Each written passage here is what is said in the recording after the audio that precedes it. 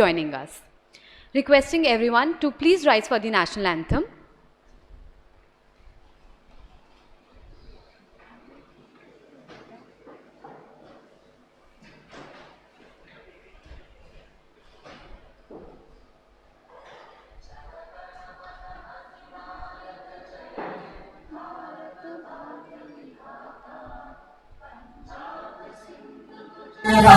Marathā, Dravida, Uttara, Vanga, Vindhya, Himachala, Yamuna, Ganga, Uchchala, Jaladhi, Taranga, Tava Shubha Name Jage, Tava Shubha Ashish Mange, Gahe Tava Jaya Gatha, Jana Jana Mangala Dayak Jaya He Bharat Bhagya Vidhata Jaya He Jaya He Jaya He Jaya Jaya Jaya Jaya He.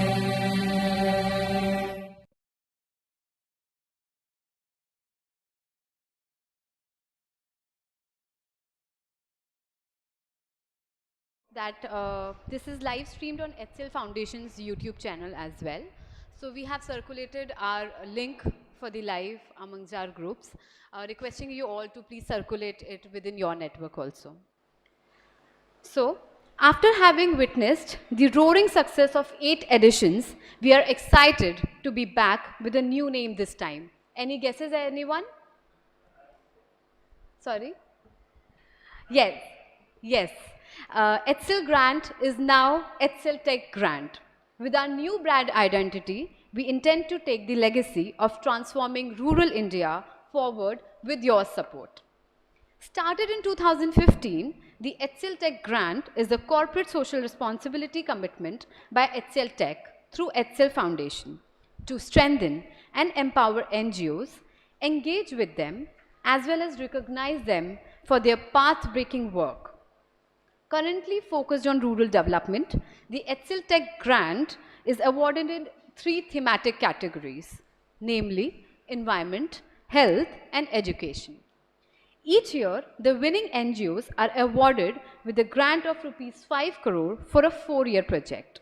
The grant also rewards 2 finalists in each category with Rs 25 lakhs for a 1-year project. Thus, the total commitment fund is Rs 16.5 crores. We are excited to be in this beautiful city, Guwahati, for our 9th edition of HCLTech Grant Pan-India Symposiums. We at HCL Foundation believe in the idea of empowering our community and identifying the superheroes which you all are. So, first and foremost, let's start with a huge round of applause for ourselves, the development community whom we represent, for all of you who are using your power to empower. The HCLTech Grant Pan-India Symposiums are an effort by HCL Foundation, CSR Box, and the academia to bring together NGOs, experts, government, corporates, and policymakers on same platform across India so that they can interact, develop regional as well as sectoral understanding of CSR, and deliberate on how it can contribute to the larger goal of nation building. I am happy to share with you all that since 2017, HCLTech Grant has hosted 44 in-person symposiums covering the length and breadth of the country and 22 e-symposiums during the pandemic, witnessing participation of 25,000 plus NGOs and thousands of people associated. This year too, we have the opportunity to meet and host non-profits in and around multiple locations pan-India. We kick-started the symposium in Bangalore, then we were headed to Trivandrum, Mumbai, Ahmedabad, Jaipur, and today we are present in your city, Guwahati. Then we will head to Raipur and end our symposium's journey with New Delhi.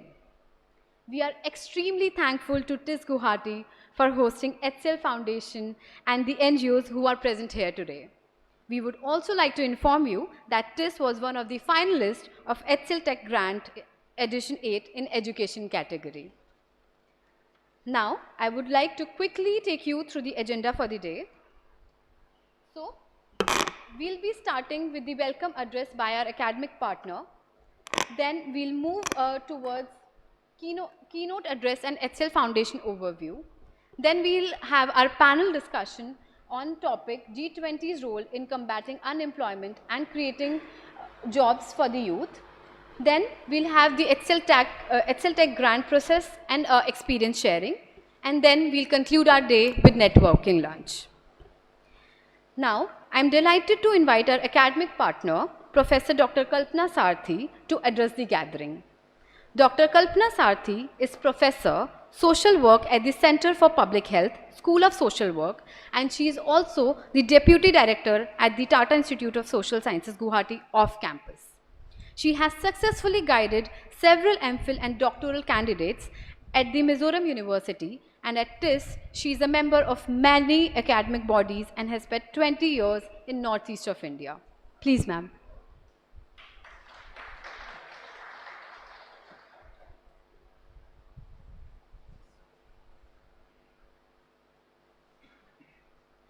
Very, very bright good morning on a rather dull day outside. But I think the dull day has actually brought us all together, and we are we always begin with a sense of gratitude to say that, despite the challenges, I think just 20 to 25 minutes of a delay in starting is not the problem that we want, but we are happy to see that there are so many of us here. So let me begin by saying very warm welcome. We are extremely grateful to HCLTech Grant and all the dignitaries who are going to be present here. We have four-legged visitors also that keep coming into they're so used to our classrooms. We have a very inclusive space. So just wanted to say that the HCLTech Grant, we are very happy to have actually welcomed this kind of a partnership with us as academic partners. I'm very grateful to the Center for Livelihoods and Social Entrepreneurship, which is within the School of Social Work, both my colleagues, Dr. Pradeep, as well as Dr. Razdan, for bringing this, very, very interesting program on, I think you're doing this on G20's role in combating unemployment and increasing jobs for the youth. We can't overemphasize the necessity of this kind of a symposium. It was very nice to listen to you saying that you'll have done 44 symposiums across the length and breadth of the country.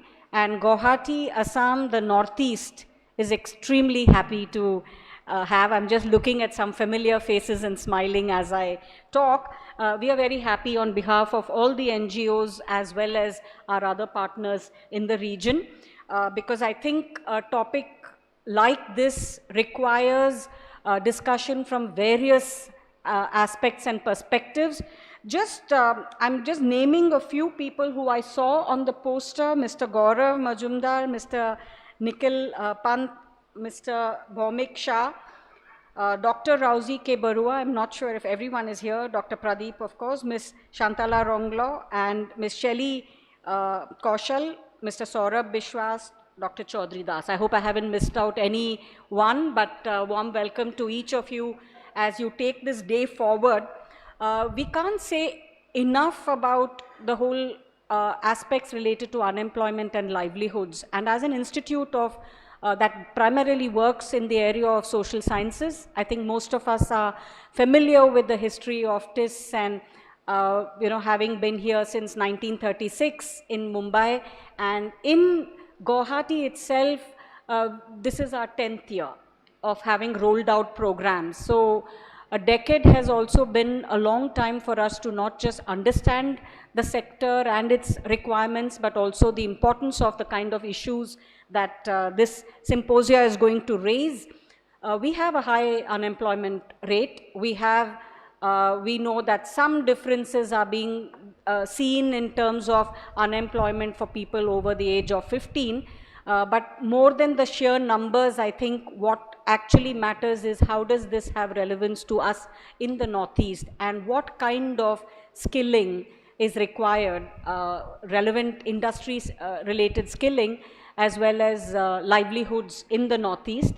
So I think with that, and also looking at the kind of work that HCL does, the kind of work that all our partners, some of whom I am familiar with here, the kind of work that we do in having not just skilled approaches, but also having inclusive approaches, gender transformative approaches. These are the ways in which we need to emphasize the relevance for the region.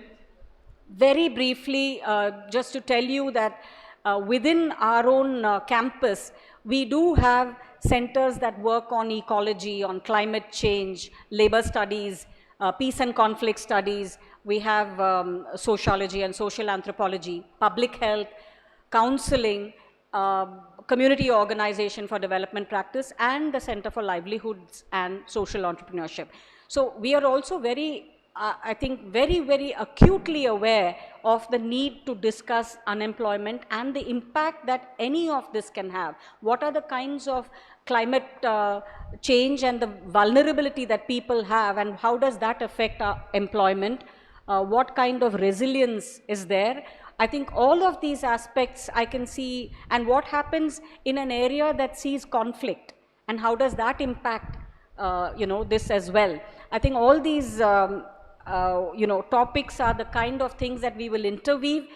We would like to extend a very warm welcome as an academic partner to all the people who have taken this time from the NGO and the civil society institutions who are here. I don't think any symposia is going to be successful unless we have the kind of active participation that we are seeing and that we are hoping to have through the day. And to the media and to any other people whom I might have missed out, a very warm welcome on behalf of this. Thank you very much.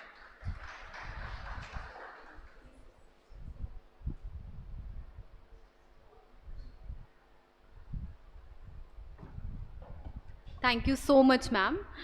May I request Mr. Gaurav Majumdar to please felicitate our academic partner.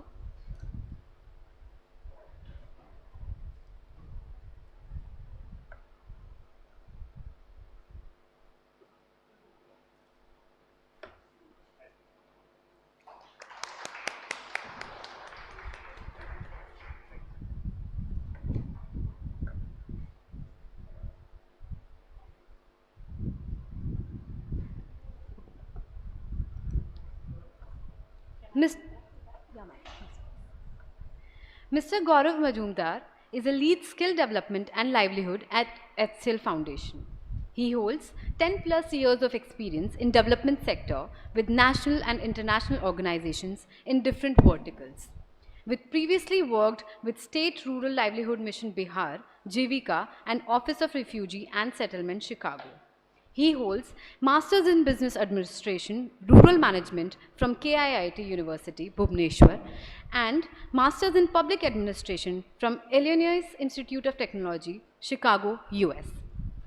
He'll be giving a keynote address and an overview of HCL Foundation. Please, Gaurav.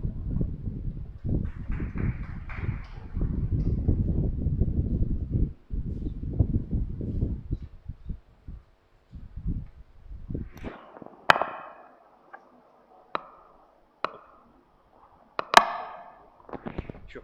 Okay. Thanks, Shreya. First of all, good morning, everyone, and a warm welcome to 9th edition of HCL Tech Grant at Guwahati. We have multiple reasons to be happy today because this is the first symposium we are doing in Northeast in this financial year, and welcome to everyone.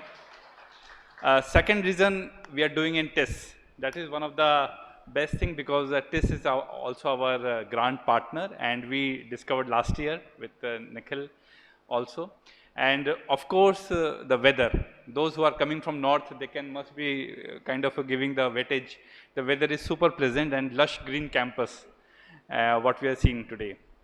And definitely the audience came from all the way. I heard from Shillong, from Cherrapunji, the overwhelming response we are receiving for this HCL Tech Grant Symposium. So I will just go very briefly with the HCL Foundation overview. What is HCL Foundation and what we are doing? and especially ma'am was mentioning about the unemployment and how HCL Foundation is combating unemployment in the project offices, in the project side where we are working. So HCL Foundation is very much focused not only on the community but also the environment.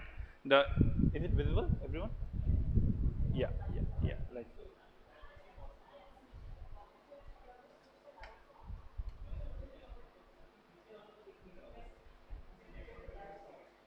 do I have a mic? No, no. Okay, that's it. I think now it is better. Looks like. Am I audible, right, everyone? Yeah, yeah. Okay.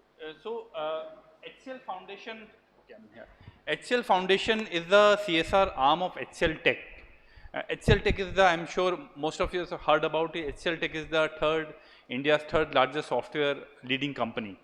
And we are present in more than 45 countries across the globe and more than 250,000 human resource.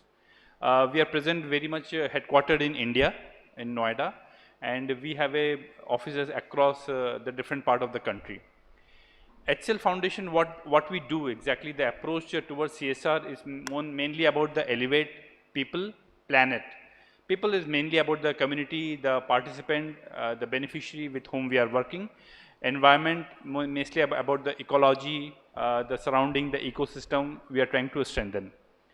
We are definitely always believe, HCL Foundation always firmly believe that we want to engage with the different stakeholder, the civil society, the government stakeholder, the CBOs, the informal groups, so that it brings the sustainable development approach where we have a more participation. It's like a bottom-up approach where we involve all the stakeholder while developing the project plan, the exercise together.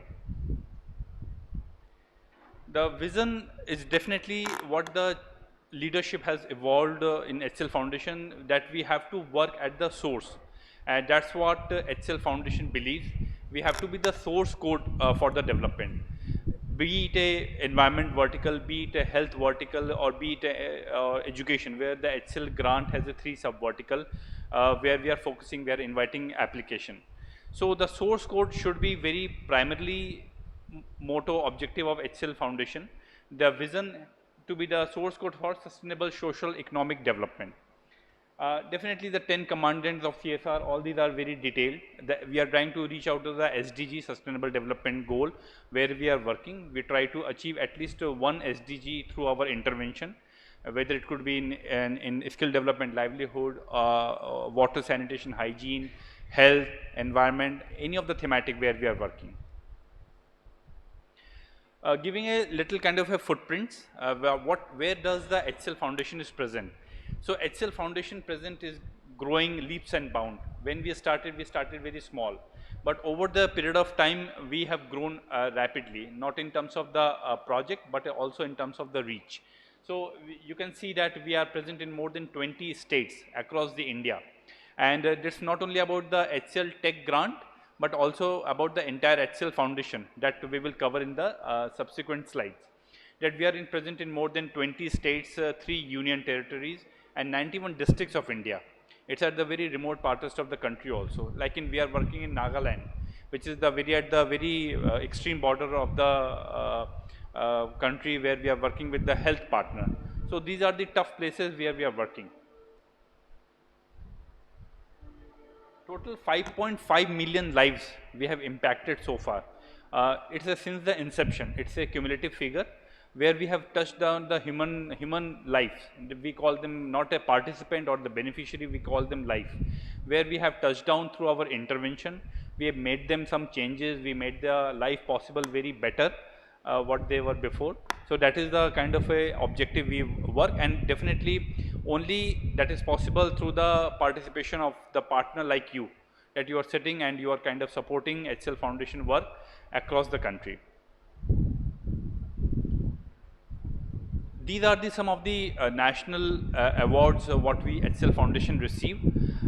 Recently, we have been awarded by the Vice President of India in fact, day before yesterday, for the National Water Award at the best category across the India. We were the first CSR who saved tons of more than 560 lakhs of liter of water, and we were awarded by the Honorable Vice President of India day before yesterday, and our Vice President and Director Dr. Nidhi Punde received the award. So this is just one award. Then we have award received for our work in education, which we are doing in Noida. Then we have an award received from our millet. Since this year is a millet based year, we received a lot many accolades and lot many appreciation from the district administration as well as the national ministry, where we have been working on the different stakeholders, especially with the women groups. And I just want to emphasize, I just want to take 1 minute when we are talking about the combating unemployment and all. HCL Foundation always believes that we have to train the participant or the program beneficiary in such a manner where they can take the leads in their hand, where they can be engaged in some kind of a market linkage programs, especially when we are training the youth in technical and non-technical skills. So that it has to be the market oriented or the industry ready phase. Similarly, for the women artisans or women self-help groups with whom we are working, we make sure they have a sustainable livelihood opportunity with them. Maybe Shally will talk more about the kits which you have received today. Those are made by our women artisan. I am sure you must have received some kind of welcome kit today. Those are made by our women artisan. So again, this gives an opportunity for them, not only the income opportunity, but like an exposure for them to interact, to kind of make the product which has a market orientation. Yeah, this is about the programmatic structure, how the HCL Foundation has different programs. This is a very interesting slide where we want to focus on different programs. So HCL Foundation has a very different, robust kind of a design, where we have one program called HCL Samudaya. I'm sure you must have heard about or you must have visited the HCL Foundation website before you came into this symposium. So HCL Samudaya is the rural-based program where we are working in a district in Uttar Pradesh called Hardoi, which is at the near to the Lucknow, around 70 kilometers from there, where we are working directly implementing the project. We have a team of 350 members of Samudaya, with whom we are implementing all the projects directly, be it environment, be it education, be it health, be it early childhood care and development, or skill development, or agriculture. So we are working all the blocks in that district, and now that program has expanded into the other part of the country, which is in Tamil Nadu, called Tuticorin district, which is at the deep south. So now the district administration has requested to implement the similar model in Tamil Nadu. Then we have a second program called HCLTech Grant, where you guys have come to apply for that. It is one of the prestigious grant in the CSR space. As my colleague Robin, you must be in touch with Robin, that he always said this is one of the Oscar in the development space, where the award is given to an NGO after so many due diligence, so many discussion, deliberation, the concept paper, LFA, so many things come out. So this is one of the program which is again spread across the entire part of the country. It's the rural-based program which goes to the different tough geography, be it a Kashmir, be it a Northeast. Those are the places we are working. Then we are the urban programs, HCL Uday, which is the urban CSR, so HCL, wherever the HCL has a business unit, HCL Tech has a business unit, we always believe that we have to work to strengthen the neighborhood where we are working, and that is a message that is the guidance we received from our chairperson, Ms. Roshni Nadar as well, that we have to firmly make sure that we kind of engage our neighborhood so that they also grow when the organization is growing. So we are present in 11 cities in HCL Uday program, where we do the partnership with different civil society on different thematic area, such as skill development, be it in education, be it early childhood care and development. So we partner with an NGO, they work the proposal, so we call them as a strategic partner. So in HCL Foundation, very interestingly, we don't call a donor or donee, we always call them a strategic partner. So we always work very closely with the partner, where we design the proposal, we co-create the program, we understand the challenges, nuances, then we arrive to a solution. So that is HCL Uday, which is present in 11 cities like Noida, Lucknow, Nagpur, then Pune, Hyderabad, Chennai, Madurai, Vijayawada, Bangalore, Coimbatore, Kolkata. So that is. Then we have a Clean Noida, which is very specifically to the Noida program, which is about the water, sanitation, hygiene. We are working with the RWA to make sure the Noida becomes the cleanest city. And since our intervention, Noida came really in the ladder, and that is the credit goes to the Clean Noida team. Then we have a separate vertical called HCL Harit. Earlier it was a program under HCL Uday, which we called HCL Harit. Now we have a separate vertical, we have a separate team, and under that we just received the award, that was I was mentioning. So we are working in different geography under HCL Harit, afforestation, water body conservation, pond rejuvenation. So these are the thematic areas what we are working. Even the animal welfare is also part of the HCL Harit. So I was very glad when I saw the dogs were kind of roaming. So it's a pet friendly campus, we can say. Then we have a couple of special initiatives called Power of One, which is an employment driven volunteering opportunity. Then we have a HCL Foundation Academy, which is a kind of a platform which gives an exposure to the civil society to engage into the different subject areas. CSR course we are running through Academy, which is one of the very super hit course, and I invite all our NGO partners to kindly explore the opportunity to understand the CSR nuances. Since Nikhil is here, he will mention more about it, but to just give a brief, since CSR is evolving, it has so many regulations comes every month or every fortnightly. So as a NGO practitioner, we also have to make sure that we know what are the intricacies under the CSR. Then we have a My eHeart, which I mentioned initially, that all the kits which you are receiving today, they are made by the artisan. So My eHeart is a very interesting model which we developed recently 2 years ago. It's a artisan to consumer. The artisan make the product and consumer take the product directly. So we are trying to minimize the intervention of the middleman. So that is one of the kind of a thing we are trying to create an employment opportunity to all our community member, to all our self-help group or the women artisan across the country. And last is the Sports for Change, which is again a sports program. We are working under education. We are trying to encourage the school children participating in the sports, because we believe the holistic development under HCL Foundation. It's not only about the technical part or the hard part. We always believe everything should be interrelated to each other. Then the thematic area I mentioned a couple of times, so early childhood care, education, health, WASH, skill development and all. Yeah, I think the video is here. Till the time video, can we play? It's a HCL Foundation overview, which gives you the glimpse at what the HCL Foundation does and where does it reach so far.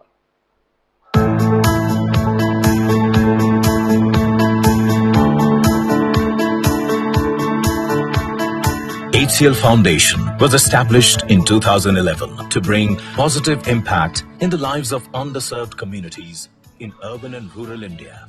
HCL Foundation works in the areas of education, health and hygiene, water, sanitation, early childhood care and development, livelihood, environment, and disaster risk reduction. To bring its vision to life, HCL Foundation has brought like-minded stakeholders together. Today, government authorities, corporations, civil society organizations, NGO partners and HCLTech volunteers collaborate under one umbrella in a robust convergence model to achieve our common goal. HCL Foundation is a story of scale and depth. Over last 10 years, while we scaled immensely across the country, more than 20 states, we also took our programs to a very different depth. HCL Foundation has highly qualified professionals as its team members who represent the development sector. They come on board and they showcase what passion means. results of our work on water, results of our work on afforestation. They're all stories within themselves from where we can learn and we can scale them up. HCL Foundation has transformed millions of lives through its flagship programs like Samuday, Uday, Harit, Clean Noida, and HCLTech Grant, and special initiatives like Power of One, HCL Foundation Academy, My eHeart, and Sports for Change. This partnership journey that began with just 25 members today is a proud family of more than 200 partners. Now, the CSR agenda of HCL Tech is also spreading its wings globally.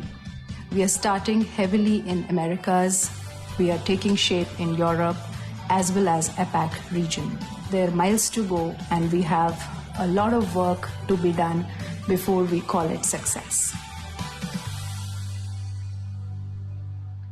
Yeah, so this is the overall video, and so once again, thank you so much for joining us, and we'd like to thank this academic partner, Dr. Kalpana Sarthi ma'am, for hosting us in such a lovely place, and once again, best wishes to all my HCL Foundation team members who are working day and night to make this happen, all my consultant, Nikhil, Saurabh, Dr. Das, who came all the way.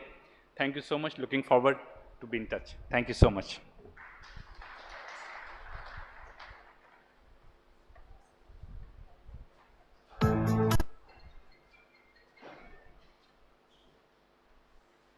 Thank you so much, Gaurav, for such a detailed overview. May I now request Dr. Kalpana to please felicitate Mr. Majumdar.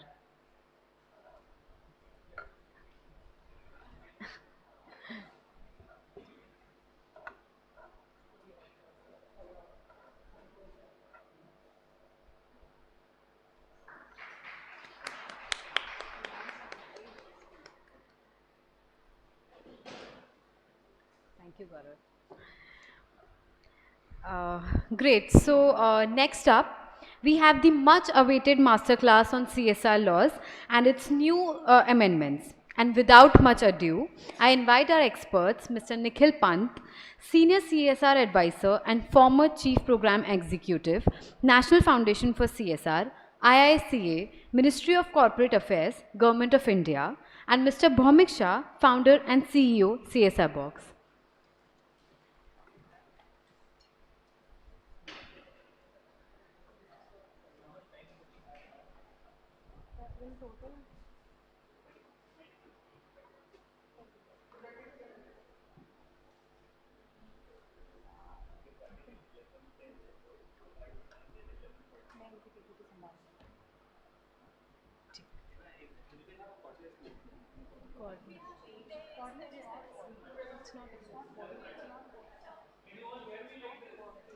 Ishita, it's not working. So please, you can use this one. Not working, eh? Okay, so kind of this restricts me a little bit, but then I'll try and do whatever best I can. So this is the only mic, huh? Okay, I'll do it myself. So thank you. Yes, Doctor. If that can be, because we just like to make it more interactive, and people have come from so far and wide. I wanted to ask everyone here, you all prefer Hindi or English or a mix of the two? Mix is okay. How many understand Hindi over here? Hindi. Can you just raise your hands properly? So, and how, achha, let me put it this way. Just put your hands down. How many don't understand Hindi?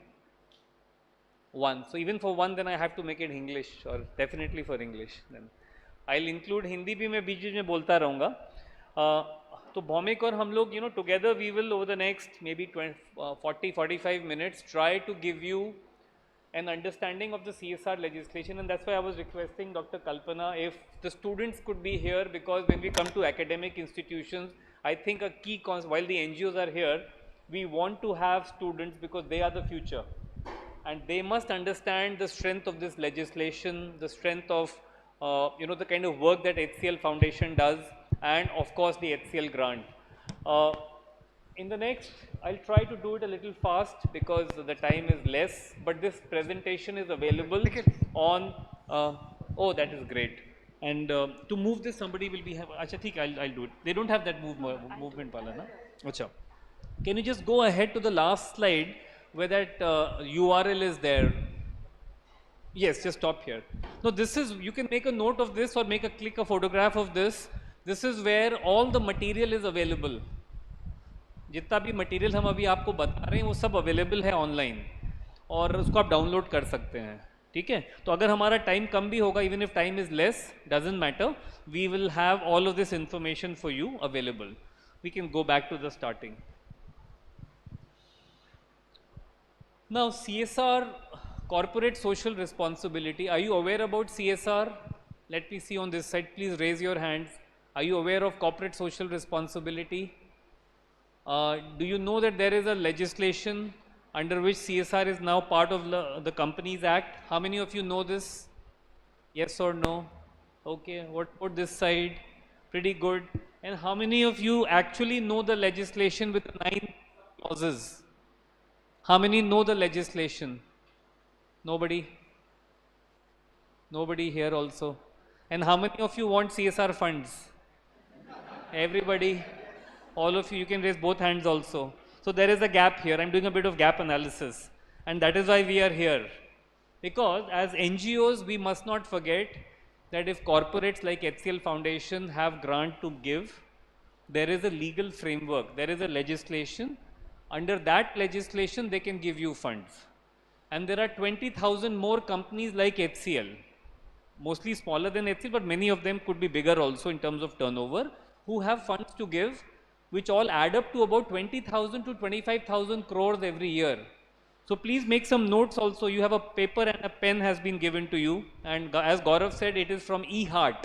eHeart is a social initiative of HCL Foundation where NGOs, if you show me the pad, these pads have been prepared, I think in recycled paper by NGOs through grant given by HCL Foundation. So we are trying to use products which are eco-friendly, and that is what G20 is also all about. G20 is talking about growth with conservation, and we are calling it green growth. We'll go ahead now. So this is a basic slide which talks about the importance of G20, and the slide at the bottom and the table at the bottom shows how the CSR legislation has evolved. It was legislated in 2013, and 1st of April, 2014 it began. The date is 1st of April 2014. Please make a note of this. The CSR legislation section 135 was activated on 1st of April 2013. We should make a note of this, because as you read, which somehow it seems you're not doing, please go back and study this. And I keep saying this, ma'am, because that's why students need to be here. As NGOs, if we go seeking funds for a project where we want to teach or take up reading for children, and we are ourselves not reading, isn't there a bit of hypocrisy in this? Or some gap in our own preparation? As NGOs, we must see the mirror all the time. And I can say this because I also am part of an NGO. I cannot and I should not go for grant seeking till I am prepared. Even if I get grant, maybe I will not be able to fulfill the duty towards the beneficiaries for whom I am taking the money. So isn't it a very big responsibility on myself when I take up any money from anybody? Yes or no? जिम्मेदारी बढ़ती है कि नहीं बढ़ती है? बहुत ज़्यादा बढ़ जाती है. It becomes many times more. So the G20 context is important. We'll go to the next slide.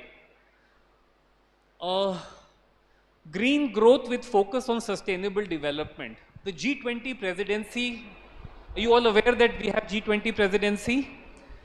Do you all know, how many of you know that there is a special ministry for the Northeast? Don't give the answer, please. Raise your hand. This is like a class. Just raise your hand. So now how many of you know that there is a specific special ministry of the Northeast? MDONER, Ministry for the Development of the Northeast Region. Please write it down. Please read what that ministry is doing. And let me tell you, in the next few months, there is a huge seminar on investments that is going to be held in the Northeast, for the Northeast. And you should be aware about it, because as NGOs, you could get funds from corporates for development of the region. Is that okay? Now, under the G20, with India's presidency, we are talking about the Sanskrit phrase Vasudeva Kutumbakam. It means that the whole world is a family. Likewise, we are saying one earth, one family, one future.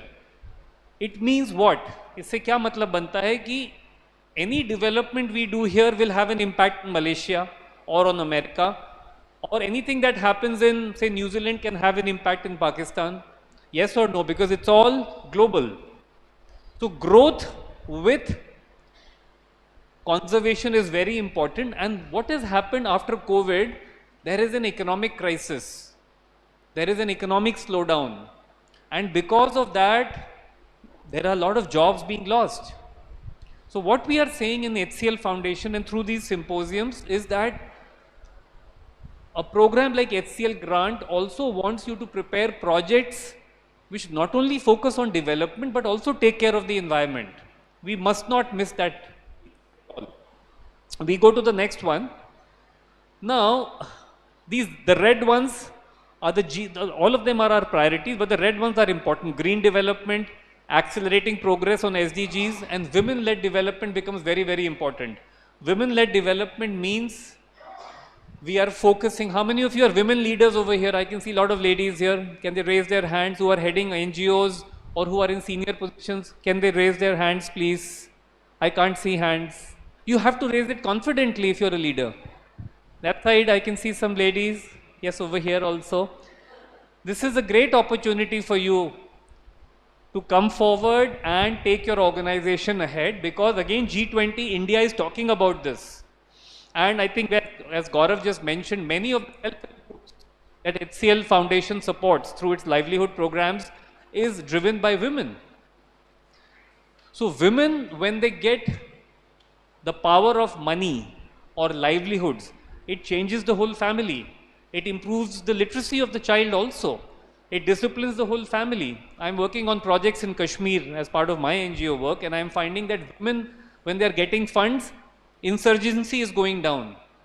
Because earlier their children, their brothers and their husbands were going and throwing stones. Stone pelting was a big problem, and they were paid money for it. So it became a rozgar to throw stones. So if there is income in the family, there can be peace, there can be change. So these are very key points. We go to the next slide.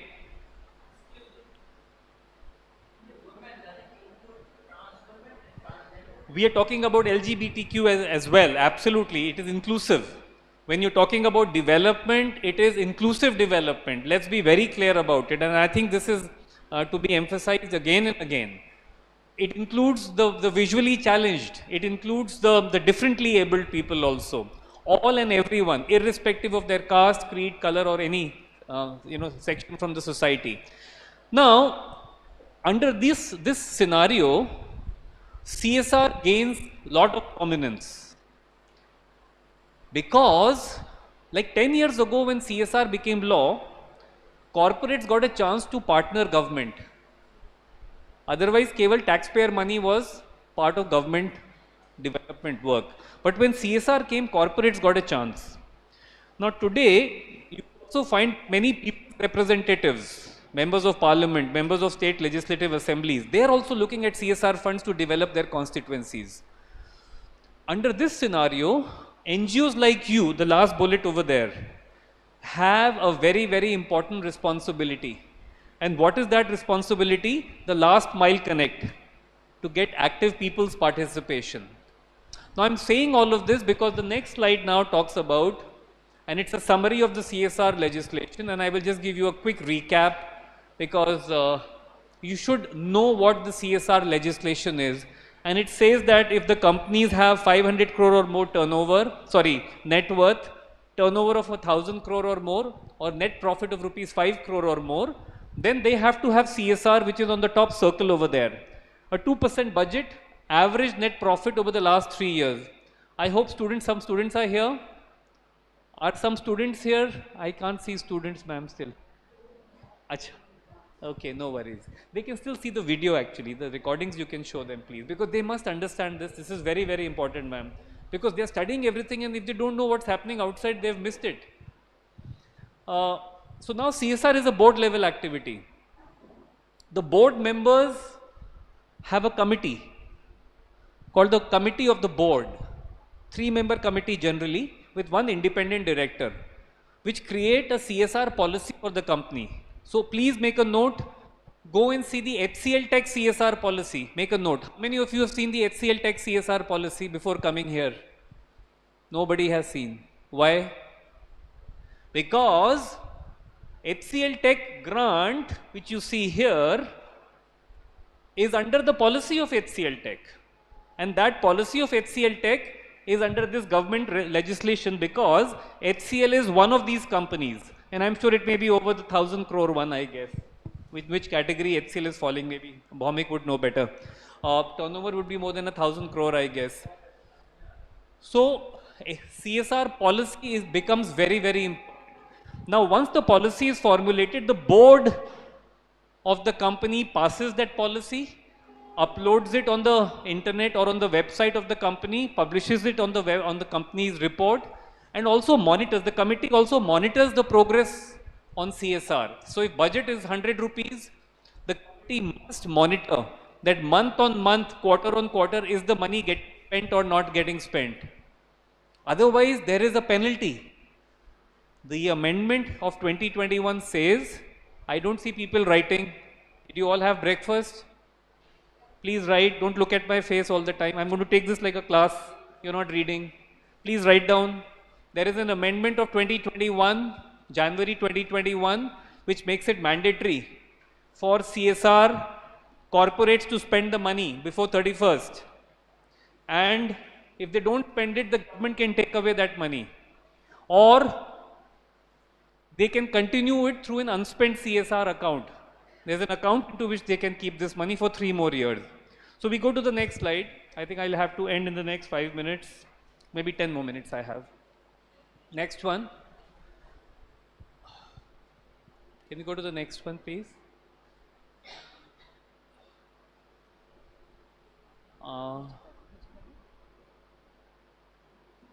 Yes, no, just come down, come down. Just scroll down, the one. No, up. Yes, this one. Now, this is the entities who can do CSR. How many of you are 1860 societies over here? Just raise your hand. 1860. How many of you are trusts? How many of you are Section 8? Okay. Now, how many of you in this part have read the constitution of your NGO? Raise your hand. I can see 5 hands. How many of you know the address where you stay? Why are you not reading? What about this side? How many of you have read the constitution of your NGO? Forget about Constitution of India. Your own constitution under which you are supposed to work. How many of you have read it? That is very important because your constitution will tell you whether you can do CSR or not on those activities. Maybe it says nothing and you are still coming here. Please understand that. So read your constitution also, and there are 3 types of entities. And if you read 1, 2, 3 and 4, number 1 is company vehicles like HCL Foundation. They can be new.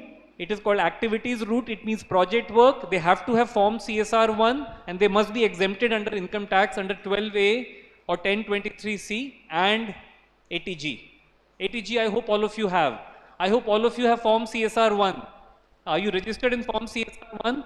Since April 2021. This was a new regulation. Number 2 is mostly where you come in because you are external. You have to have 3 years. The rest is the same. Number 3 is central or state government vehicles. It includes institutes like where I come from, Indian Institute of Corporate Affairs, which is a government supported 1860 society. It could be trust or a Section 8 also. They need not have 12A ATG, but they still need to have form CSR 1. Then you have parliament set up or state legislature set up entities. Which kind of entities are those? Those include Institute of Chartered Accountants. Is there any chartered accountant here?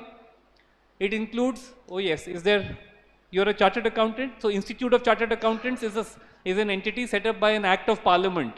It can get CSR funds. Institute of Company Secretaries of India, it can also get CSR funds. So these are entities who are eligible, and then number 5 and 6 are contribution areas.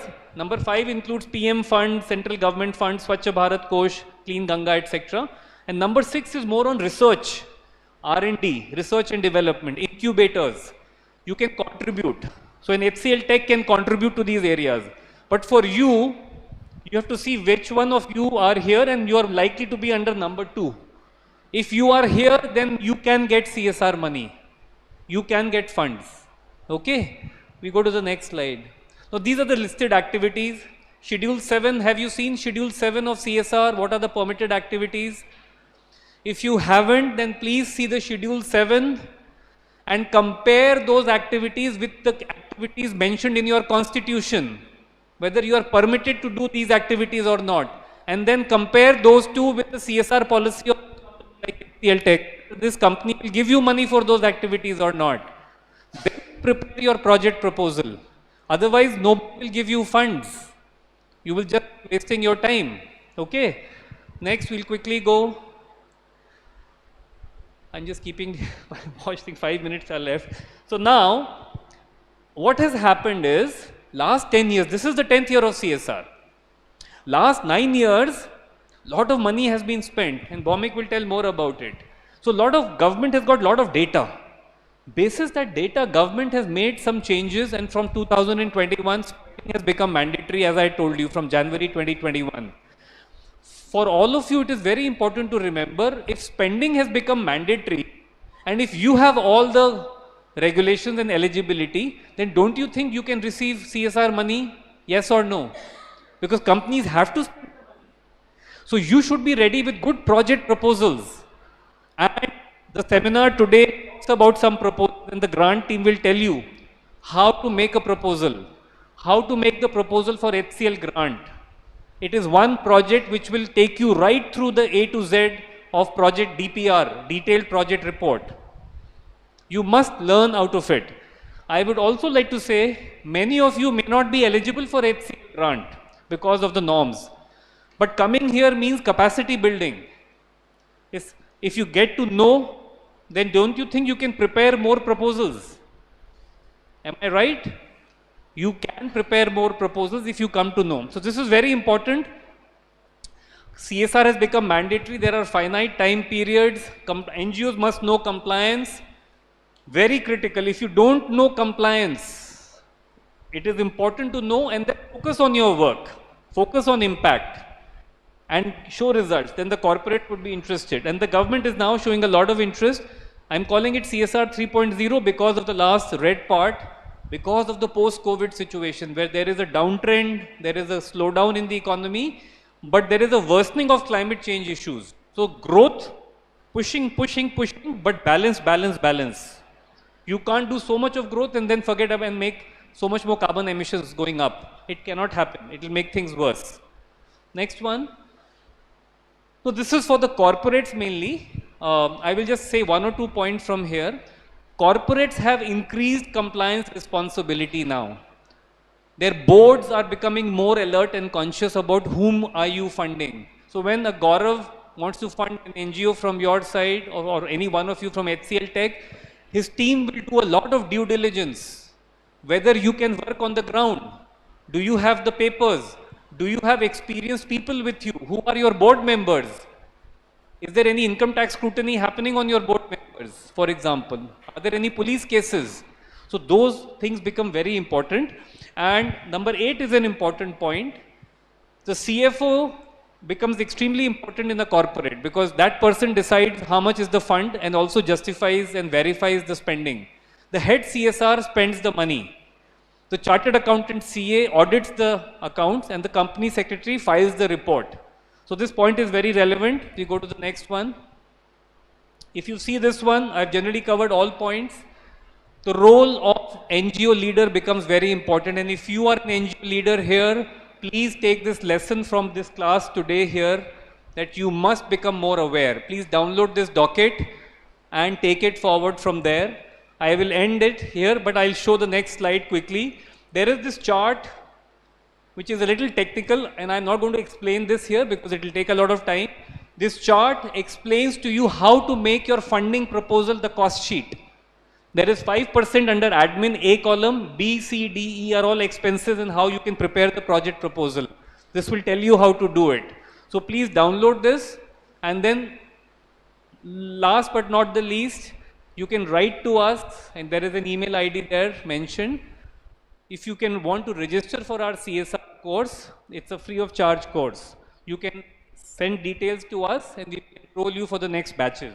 We have limited seats, but if you go through the 3 months course, you will learn quite a few of the things that you may not be knowing as of today.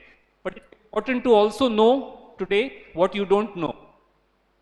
Important to know what you don't know, because you want to know that. So this symposium becomes very relevant to you. Thank you so much. Over to Bhomik. We will take some questions, sir, once Bhomik also does it. We'll take some questions.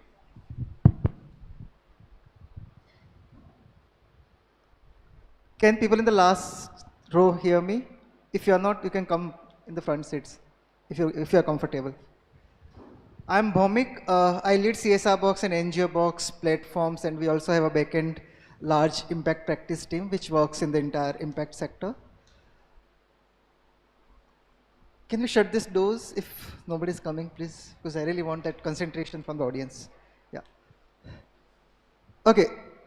I have certain rules, and I will just say it here.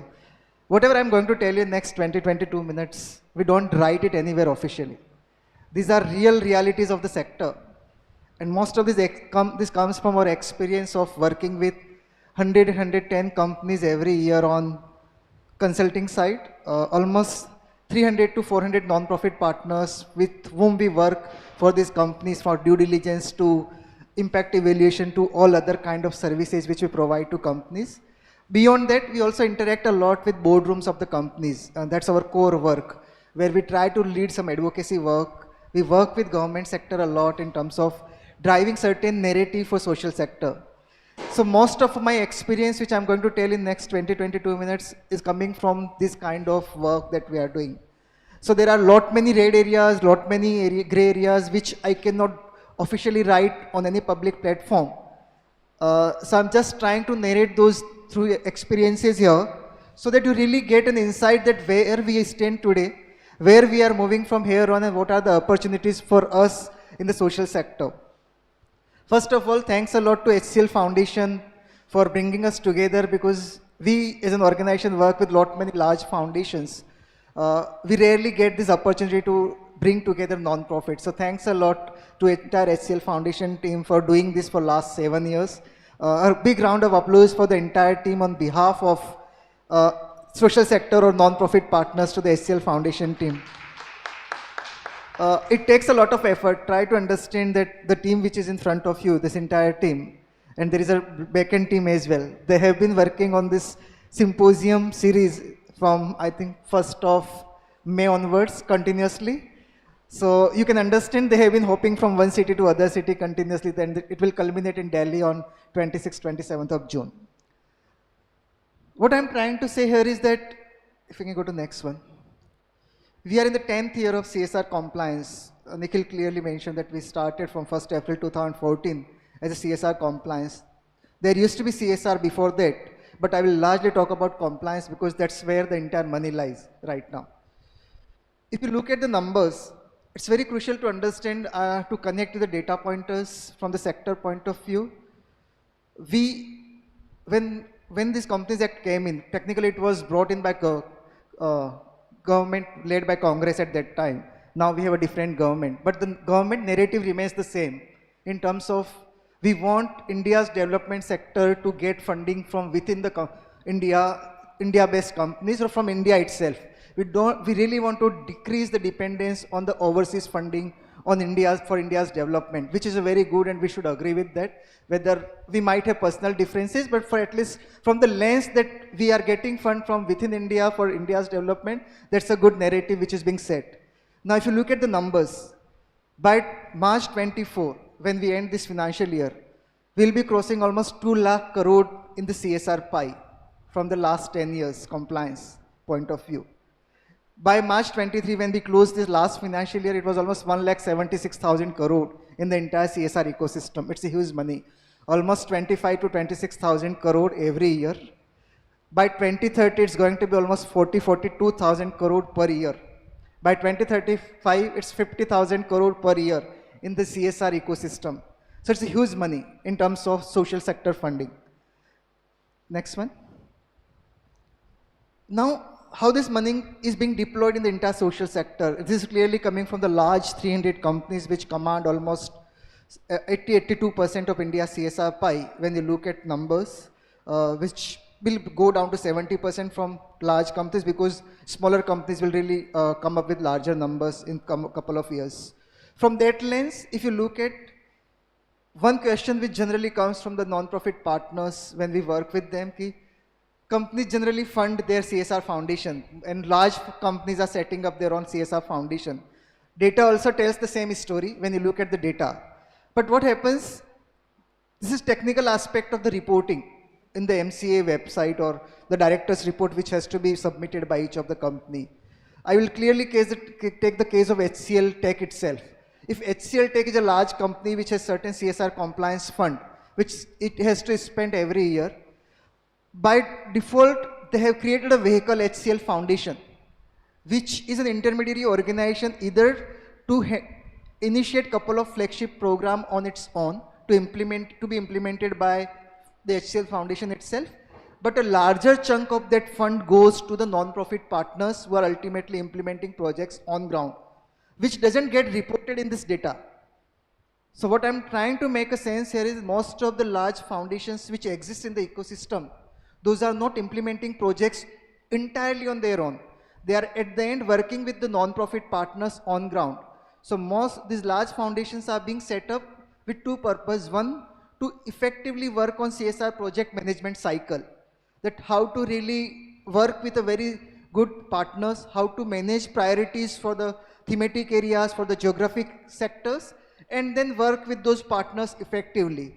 So when you analyze most of these large foundations, you will be able to demystify that thing. And that's clearly coming from our analysis.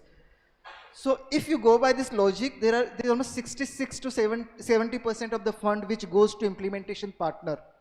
So if I'm talking about 25,000 crore a year, almost 17,000 to 18,000 crore a year is going to non-profit partners for the implementation.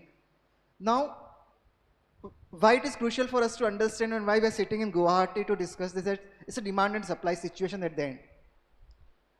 Funding का demand हमेशा ज़्यादा रहेगा, आप भले startup funding रहो करो, social sector की funding करो, it's a demand and supply and we all are competing with each other while all of us are working with the same intention कि ultimately on ground काम करना है, social sector के लिए काम करना है, certain thematic areas में improvements करने हैं, but ultimately competition तो है ही, right?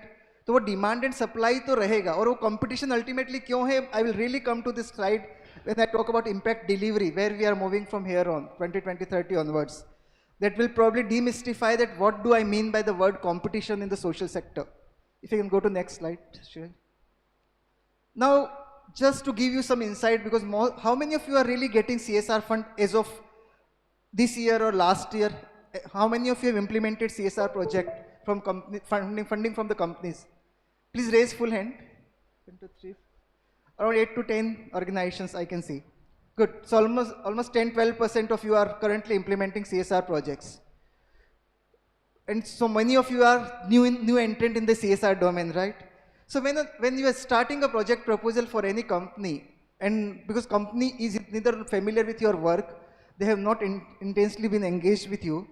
So what should be the general range of your proposal? That's a key question. Because I have been on the other side while evaluating the proposals coming from non-profit partners. We have seen non-profit partner जिसका last year का पूरा funding ही 50 लाख का है, वो proposal डाल रहा है 2 करोड़, 2.5 करोड़, 3 करोड़ का. Simply try to understand the logic. सामने वाला केवल पैसा देने नहीं बैठा है. Let's be practical. वो जो लोग वहाँ बैठे हैं, those people who are evaluating your proposals, they are sector expert, they are domain expert.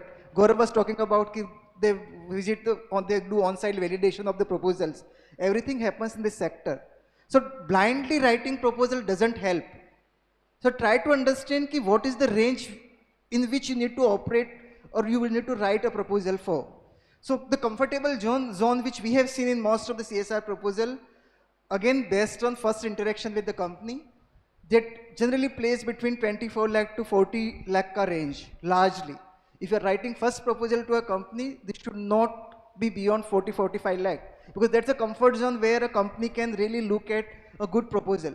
And that's also testing the water with you, whether you can handle that kind of bandwidth, that kind of project. So what I'm trying to say, probably when you're starting some conversation with a company, try to understand the budget range on priority, because if you're not getting that right, no matter what kind of proposal you are putting in, what type of numbers you are putting in, what intensity you are putting in the proposal, that will not work, because आपको पता ही नहीं है कि आपके पास कितना budget आना है. That's a key question. कई बार हम लोग जानबूझ के ये चीज इग्नोर करते हैं कि कैसे पूछ लें फंडर से. अरे फंडर से पूछना तो पड़ेगा ना कि कितना फंड देना है. Otherwise, how will you really write a proposal? So try to ask these questions, because these are basics. और फंडर भी जानते हैं कि उनको जो एक्सपेक्टेशन है तो क्या प्रपोजल किस रेंज में चाहिए. So again data tells you the same thing. आपका अंडर 50 लाख का प्रपोजल जनरली चलता है पूरे CSR सेक्टर में. उस तरह के प्रोजेक्ट नंबर के हिसाब से उस तरह के प्रोजेक्ट्स ज़्यादा चलते हैं. Next one. Okay, next slide is about how the sector is moving on different thematic areas. So if you look at the interplay of education, health and poverty alleviation, this will largely work like this.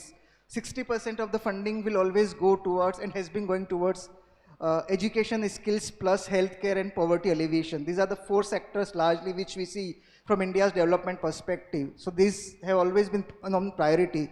Now, if I talk about environment, the data doesn't tell that story, but probably this comes from boardrooms. Because we all know that ESG has become a priority, and if you can move to next slide. Next one. Okay. ESG is becoming a priority, which is, how many of you heard ESG term? Okay. So, I will try to demystify or simplify it. आपने net zero सुना होगा, एक commitment जो government of India ने किया है global level पे कि India will become a net zero country by 2075. उसका मतलब ये है कि हम as a country हमारा जितना भी carbon emission हो रहा है, जितना water consumption हो रहा है, हम उसको प्लस माइनस बराबर कर लेंगे. अगर हम इतना कार्बन इमिशन कर रहे हैं तो हम रिन्यूएबल एनर्जी से, दूसरे तरह के इनिशिएटिव से will try to bring it down to plus minus equal बराबर, राइट. That's zero. ये बहुत सिंपल टर्मिनोलॉजी है. तो कंपनीज का भी अपना एक टारगेट है कि एनवायरमेंटल प्रोसेसेस हैं, उसमें कार्बन इमिशन हो रहा है, वाटर कंजप्शन हो रहा है, तो उसको कैसे उनको धीरे धीरे कम करके एक सर्टेन ईयर में नीचे लाना है या जीरो करना है. तो उसके लिए क्या कर रही है कि कंपनी, बहुत सारी कंपनीज एनवायरमेंट सेक्टर पे बहुत फोकस कर रही हैं. तो यहाँ से आगे अब बहुत सारे प्रोजेक्ट प्रपोजल की रिक्वायरमेंट जो आ रही है वो एनवायरमेंट सेक्टर में आ रही है. If you have an NGO, especially north east, because you have that natural gift of natural resources. So you have a very good opportunity to work with companies on environment side, which is about water conservation, which is about plantation, which is about nature-based solutions for climate change. All those kind of initiatives will be much in demand. We have already seen a traction happening, and if our calculation goes on the right side, probably we'll see almost 2x funding going towards environmental projects in current financial year onwards. Okay, let's just turn this slide. Back. Now, Nikhil spoke about, and this is crucial, I will not go into much detail, but I will touch upon these pointers.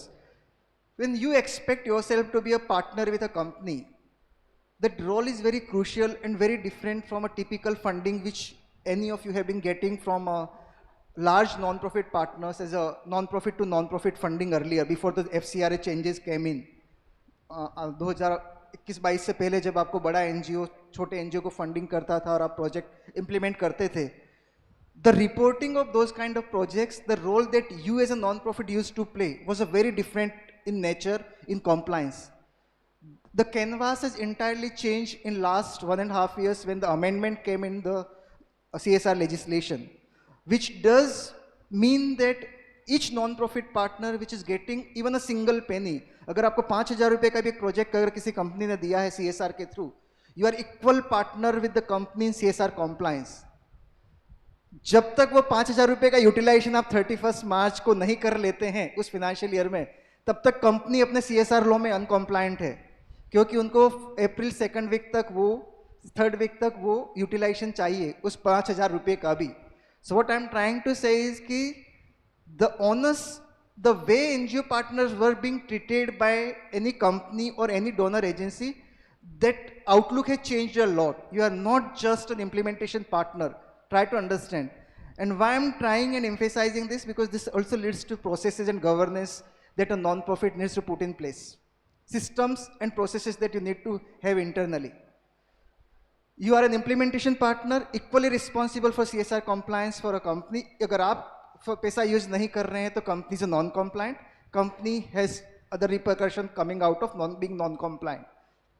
Community impact. This is very practical approach of looking at CSR project. जब किसी भी company, largely look at large company which have multiple operations or multiple geographies. उनका जब कोई CEO आता है या उनका कोई board member आता है, तो what they try to narrate to them? They try to narrate two things to them. One, how the company is moving in the growth spectrum. Second one is what is company doing for the community. तो आप देखेंगे कि अगर आप project implement कर रहे हैं, if you are implementing project on ground, so generally they will try to bring that CEO to that on-site location, at least for 5 minute के लिए भी लाएंगे, लेकिन एक अच्छे project का launch करने के लिए लाएंगे, उसके impact दिखाने के लिए लाएंगे. So that's why you're a community impact partner, and that lens is becoming more intense for a company that try to look at community impact projects with more intensity, more practical lens, and that's where they try to have a very good non-profit partner who can really bring in that visibility of community impact. Third one, CSR and ESG, I spoke about this, that ESG reporting जब company करती है net zero के बारे में, they really try to get numbers from the projects that they are implementing through non-profit partners. So you are becoming a partner in each of these layers of company. You are not just an implementation partner. Now brand and communication. Last 2 साल में Covid के बाद से narrative बहुत change हुआ है. पहले companies को इतना फर्क नहीं पड़ता था कोविड से पहले कि वो नॉन प्रॉफिट पार्टनर के प्रोजेक्ट की ब्रांडिंग हो रही है नहीं हो रही है. But the way the entire ecosystem है change. Now companies are looking at कि मेरा नॉन प्रॉफिट पार्टनर का सोशल अवेयरनेस क्या है, उसका सोशल विजिबिलिटी क्या है, क्योंकि मेरे प्रोजेक्ट को the onus of promoting and bringing visibility of investment in CSR lies on the non-profit partner. While company will try to use that for their brand and communication, definitely, they're also hinging upon the onus on the non-profit partner that how you can bring me that social awareness about my project. So you need to really strengthen your branding and communication about your organization plus your project implementation. It's very crucial.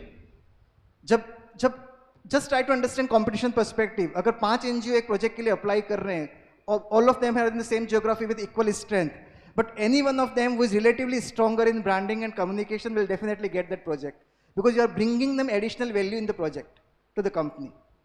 Now, government relationship. Companies used to ignore it before COVID, honestly. मेरा experience, it's totally based on personal experience. कि उनको ज़्यादा फर्क नहीं पड़ता है government के साथ मेरा non-profit partner किस लेवल पे काम कर रहा है. But government's outlook has changed a lot post-COVID about non-profit ecosystem. It's about positive work that non-profits do play in the entire ecosystem.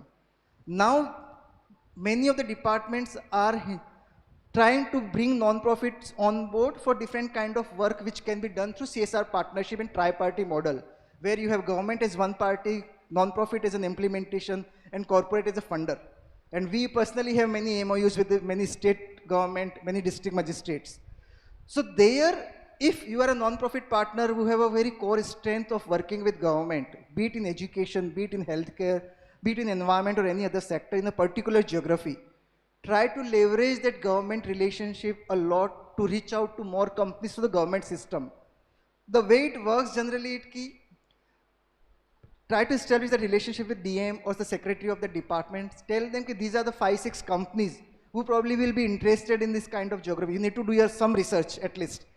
And probably secretary can become a mouthpiece for you कि इस NGO के साथ इस वाला project can you explore. We have done many of this trial and error approach, honestly, and this works. अगर कोई government agency, government authority अगर किसी company को बोलते हैं कि इनके साथ एक छोटा project try कीजिए, तो होता है. तो how do you really work with government? In other lens, companies को भी government के साथ काम करना होता है, because many of the manufacturing companies, at least, for them it's very crucial that how do they maintain their relationship at the district level and state level. So they really want to leverage non-profit partner का strength for using that kind of government advocacy or government licensing.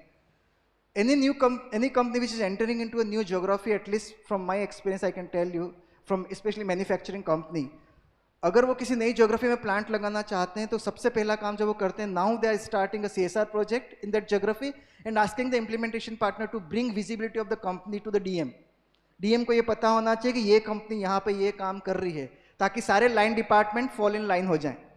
This is very simple approach but works in favour of non profit partners. Next one. The context that I was setting and probably explaining, the narrative is changing the role that we as a non-profit partner do play in the entire social impact ecosystem. We work hand in hand with the corporate sector as well as government sector.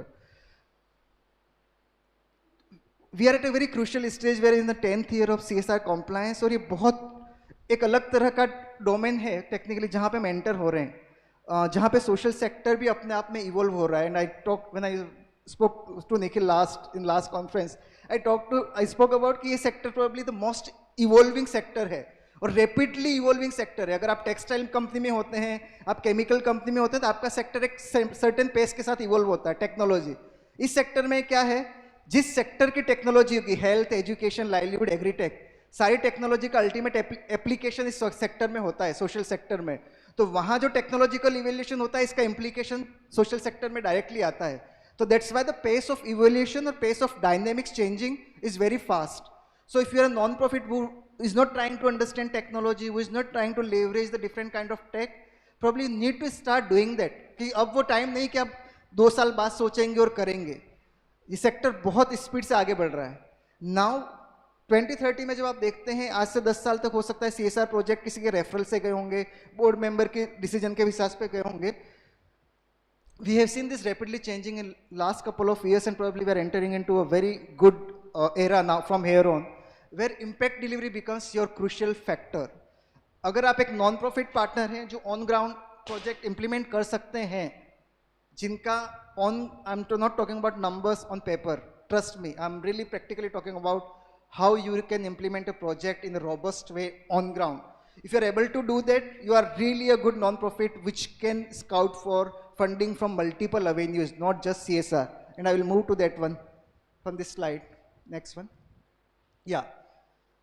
So CSR is not the only way to raise fund for a non-profit partner if you are a good non-profit working on ground, delivering impact.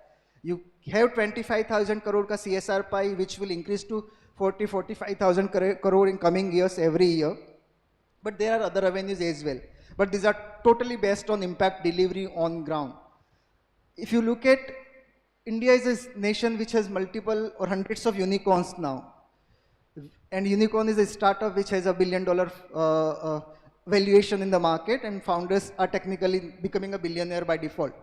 So what happens that when you enter into that domain from a founder's perspective, जब आप billionaire बन जाते हैं 30s की as में या early 40s की as में, तो पैसा बहुत हो जाता है.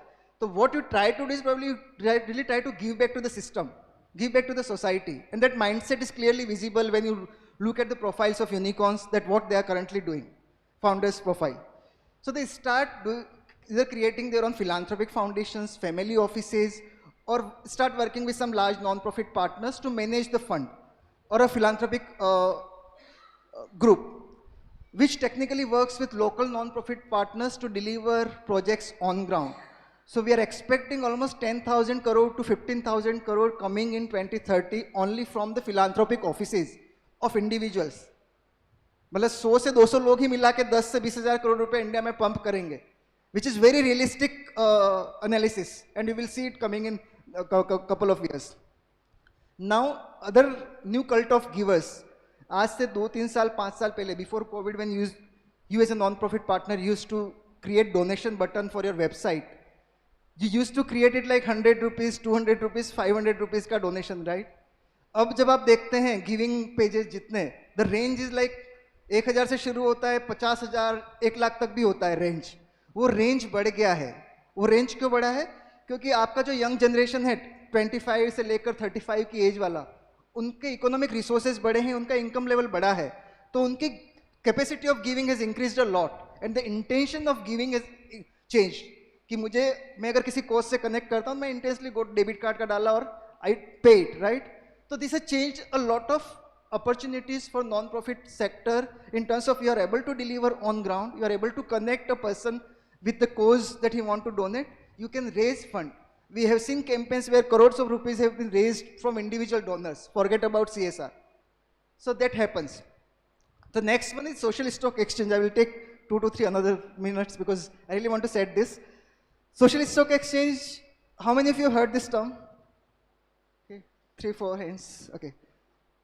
I'll try to simplify it. जिस तरह आप शेयर मार्केट में इन्वेस्टमेंट करते हैं, राइट, कंपनी का IPO आता है और कंपनी फंड रेज करती है पब्लिक से, इसी तरह अभी नए जो रूल्स और रेगुलेशन सेबी ने निकाले हैं उसके हिसाब से नॉन प्रॉफिट्स और सोशल एंटरप्राइजेज वो भी सोशल नया तरह का एक्सचेंज क्रिएट किया गया है BSE और NSE पे, सोशल स्टॉक एक्सचेंज, वहाँ पे रजिस्टर हो सकते हैं और वहाँ से फंड रेज कर सकते हैं, which is called zero coupon zero principal. मैं अगर पब्लिक हूँ, लेट्स अज्यूम मैं अगर किसी नॉन प्रॉफिट से कनेक्ट होता हूँ, उस कोर्स से कनेक्ट होता हूँ, तो मैं उस सोशल स्टॉक एक्सचेंज पे जाके आई कैन सी कि कौन से नॉन प्रॉफिट पार्टनर्स हैं, कौन किस किस कोर्स में काम कर रहा है, और उससे कनेक्ट करके आई कैन गिव फंड। मेरी कोई एक्सपेक्टेशन नहीं है एज अ रिटर्न। मैं जब डोनेशन दे रहा हूँ मेरी एक्सपेक्टेशन है कि इम्पैक्ट डिलीवर होगा, मेरी एक्सपेक्टेशन वापस कुछ रिटर्न की नहीं है। शेयर में हमारी एक्सपेक्टेशन होती है कि प्राइस बढ़ेगा, यहाँ पे एक्सपेक्टेशन है कि इम्पैक्ट दिखेगा, उस एक्सपेक्टेशन के साथ डोनेशन आता है। ये थोड़ा सा इवोल्यूशन फेज है सोशल स्टॉक एक्सचेंज का। You will see lot of sessions happening on capacity building in next few months. और social impact bond, again social impact bond भी जब तेरा tri party agreements happening between a third party funder, a third party evaluation agency and a non-profit partner, which does mean,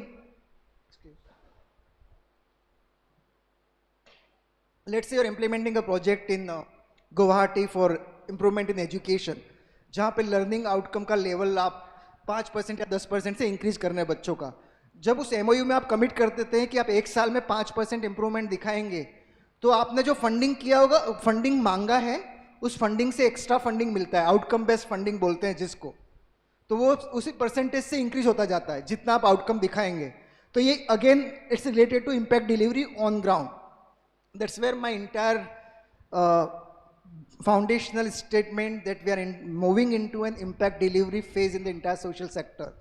all the instruments, new avenues which you are seeing for fund raising और funding for non profit partners, those are directly getting linked to impact delivery on ground.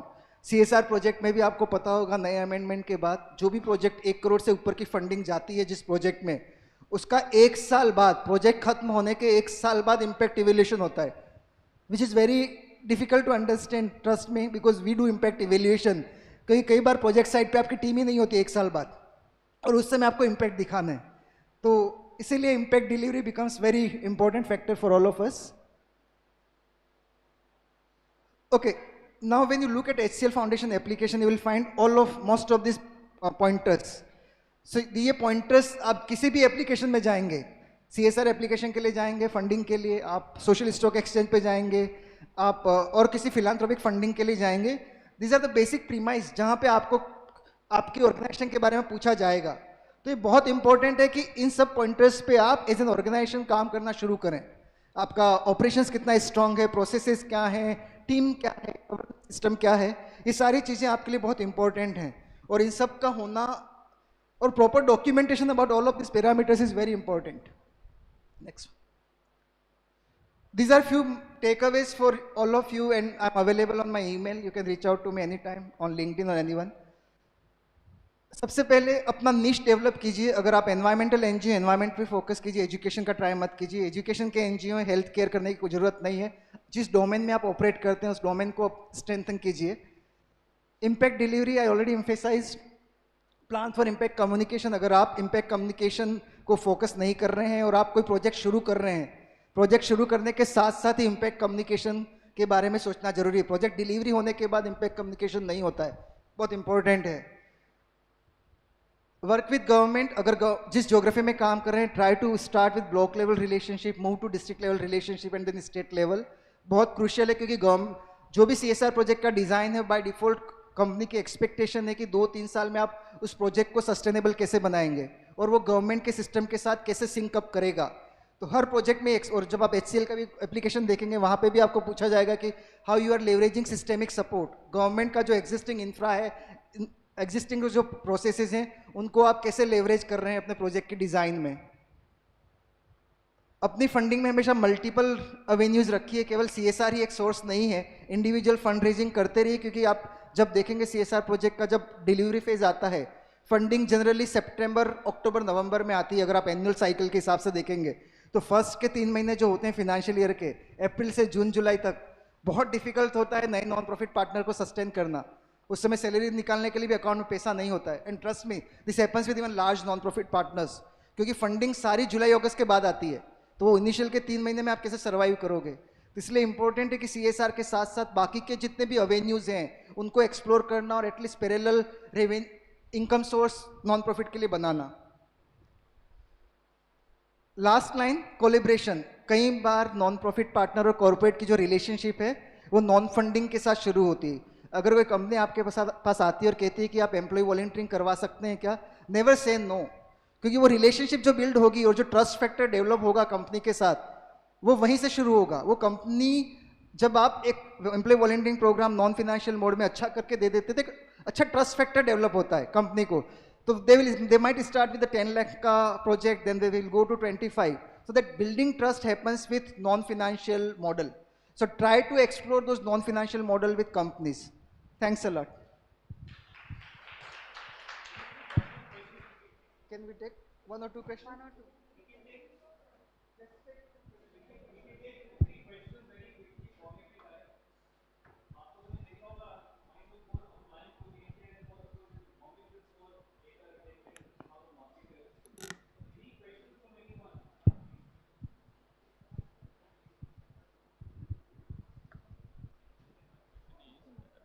Did you know there is a net profit of 5 CR, right? And in this geography, some companies will be there which may not be so organized. So in your experience, if we proactively submit our proposals to them, does they accept it, and what is the success level? A very good question. I think Bomik will give you a better answer. I will speak more from the compliance point of view. कि 5 crore और less net profit की companies ज़्यादा होंगी यहाँ पर, तो उनका approach कैसा होगा if they take a proposal. So he does a lot of data analysis, but I will tell you, lot of smaller companies want to come together also. Government promotes B2B partnerships. So as an NGO, you should understand, first of all, see the policy of the company. If you go with a proposal and the budget is more that you want and the budget is less, then obviously it may not fit in. But you can also get a group of companies together. Suppose you get the DC's office with you, the collector's office, and have a project of say 100 rupees where maybe 2 or 3 companies are collaborating, smaller ones. If you have that and maybe get a stakeholder conversation done. In fact, we just did one in Baruch, Bomik organized one. So as an NGO, you have to be a little activist also in these areas. This is my sense. And if you can kind of convey to the donor or the company that you have an answer by which they can not only meet their compliance, but also gain in business. Because if they do good work, they will get some branding also. So over to Bomik. Yeah, I will come to you, sir. So in general, when I go to 5 crore या उसके आसपास की funding वाले CSR पाई जिनका इतना है, you're saying 5 crore net profit or you're saying CSR pi 5 crore, because this is two different things. Net profit 5 crore, right? हाँ, मतलब टेक्निकली उनका 10-15 लाख का ही CSR.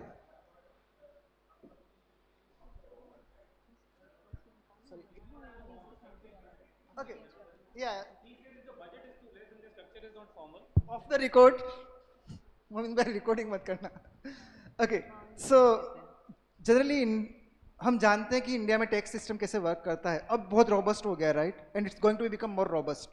सो कई बार कंपनीज के पास कुछ एवेन्यूज होते हैं अवेलेबल कि वो अपने कुछ रिलेटिव्स वगैरह के ट्रस्ट होते हैं उनमें डिप्लॉय करके CSR कॉम्प्लायंस हो जाते हैं. वो एक टेक्निकली वो अपनी जगह इसलिए सही है कि उनको केवल कॉम्प्लायंस दिखाना है, क्योंकि उनको पता है कि 15-20-25 लाख रुपए से कोई बहुत बड़ा प्रोजेक्ट है, इंपैक्ट नहीं हो जाएगा, उनको भी पता है. तो टेक्निकली वो उनका माइंडसेट है कि कॉम्प्लायंस ही, क्योंकि वहाँ ना तो CSR का कोई एक्सक्लूसिव पोस्ट है जो प्रोजेक्ट हैंडल कर रहा है, तो जनरली CAS या जो भी फाइनेंस का डिपार्टमेंट है वो अपने लेवल पे हैंडल कर लेता है.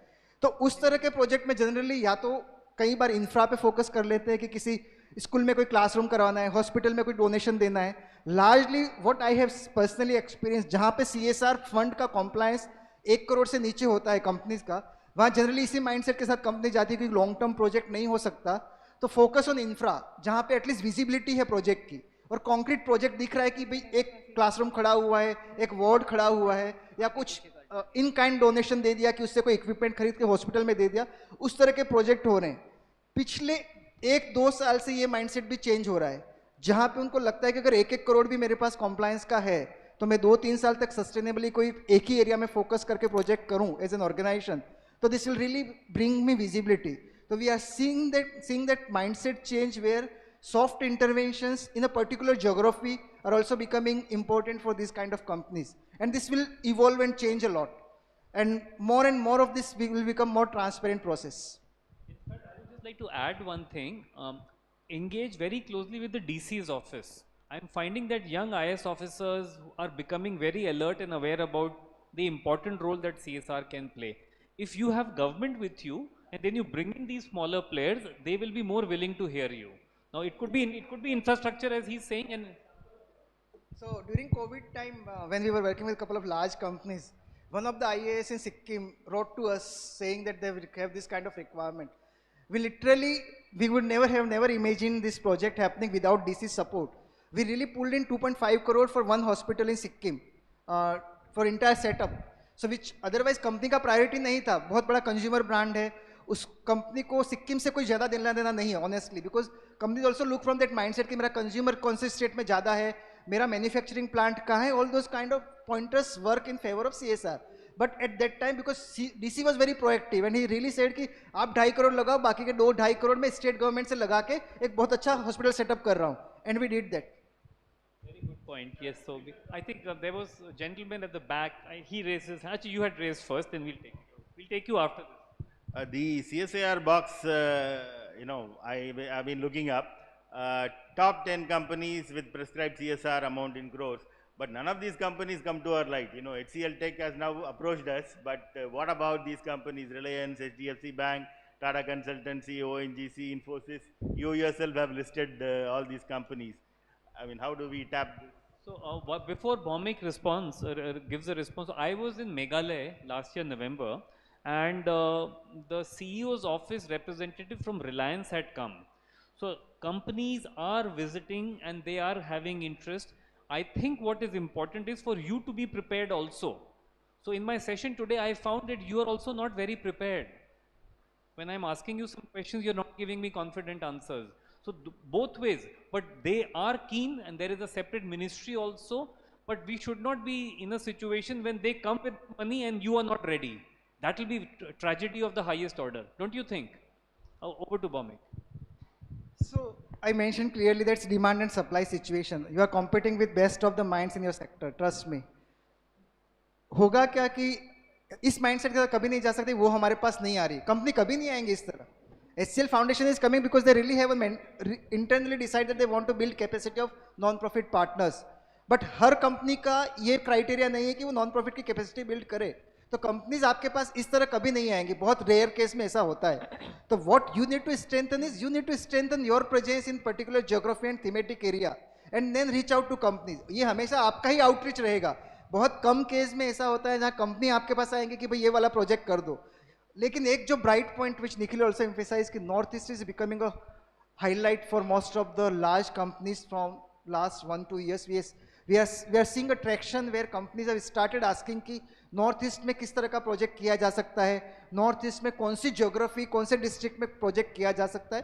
तो with that outlook about investing in northeast has changed a lot in last 2 and 3 years.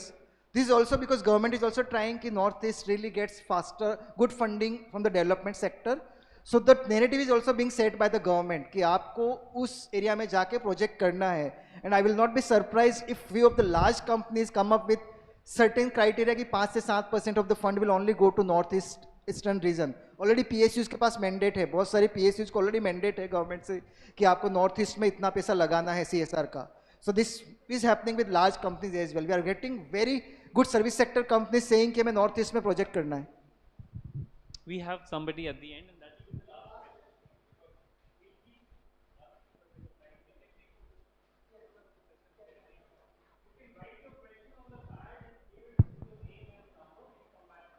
Hello, Assam के लिए एचसीएल ने कितना रुपया सीएसआर फंड निर्धारित किया है?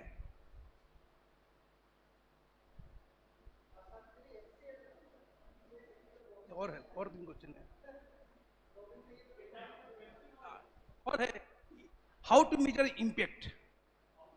Major impact.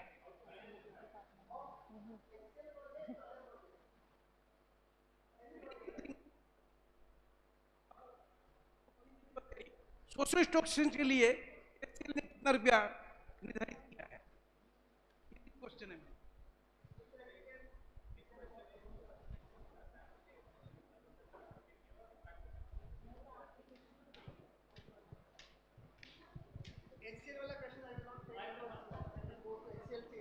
So let me just respond to the HCL one, but I think Shelly is the right one to give that answer from HCL. So that's the reason also we are here today, because we want more and more application from Northeast. And it's not that the money is not going to Northeast, like ECS. First 2018 partner, and in health category they got a 5 crore grant. We have this year 3 partners, 25 lakh recipient. One is ICER Pune. Their project is based out of Arunachal. Then we have TIS. TIS project is also in Mizoram. We have Mekshala Trust. Their project they're implementing in Sikkim. So we do have funding going in Northeast, and that's the main reason today we are here, because we do want the funding to go in Assam, Guwahati. In fact, if you see the last year's award winners, as Shelly just mentioned, the award winners are from here. Yeah. So for a company like HCLTech or anybody, they don't do state-wise allocations. This is not taxpayer money. This is shareholder money, sir. The shareholder का पैसा जो है policy के हिसाब से खर्च होगा. Now NGOs have to come up with proposals.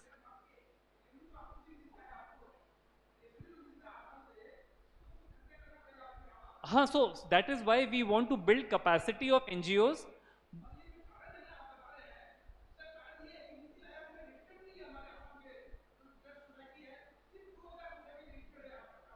दर्पण portal.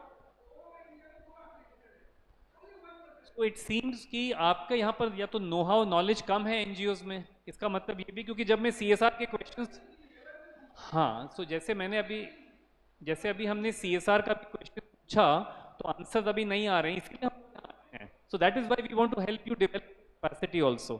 Thank you. I think we can.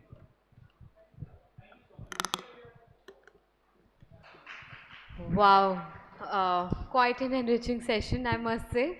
Thank you, Nikhil and Bhomik, for breaking down the law so simply for us. I know you all must have more questions. You can catch hold of Nikhil and Bhomik during the networking lunch. So now we move on to the panel discussion, and the topic for the discussion is G20's role in combating unemployment and creating jobs for the youth. And today we have a galaxy of panelists who are going to break down the discussion for us. Join me in welcoming Dr. Pradeep Ramawat J. He is an associate professor with the Center for Livelihood and Social Entrepreneurship, School of Social Work, TIS, Guwahati. Previously, he worked as assistant professor and assistant director with the Institute of Public Policy, Center for the Study of Social Exclusion and Inclusive Policy, National Law School of India University. His areas of specialization include livelihoods, public policy, education, and social justice. Pradeep has published several articles on educational social justice, decentralization, and governance. Welcome, Pradeep. Next up we have Dr. Rauzi K. Barua, State Project Manager, Social Mobilization, Institution Building and Capacity Building. He has a master degree. He is a master degree holder in veterinary science and social impact and development sector professional with over 14 years of experience in policy research, design and development, implementation, management and analysis of development projects for central and state government. Welcome, ma'am.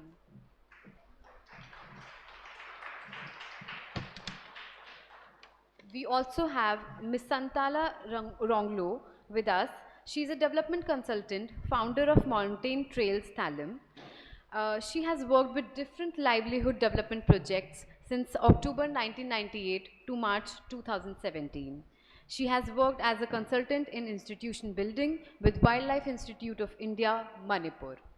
She is a supporter of indigenous knowledge and traditional practices, an ardent promoter of green movement, and an advisor to upland area women SHGs on resource management as traditional guardians. The session will be moderated by Ms. Shelley Kaushal. So, Shelley, over to you.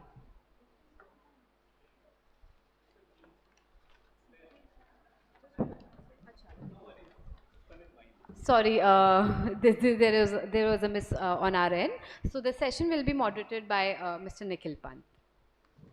Thank you, Shreya, so much. And I guess we have a very illustrious panel over here. And over the next, how much time do we have, Shelly? About 40 minutes? I will just keep track of the time. We are 12:14, so 1 o'clock? Pakka, is that okay? All right, good. The topic for today is G20's role in combating unemployment and creating jobs for the youth.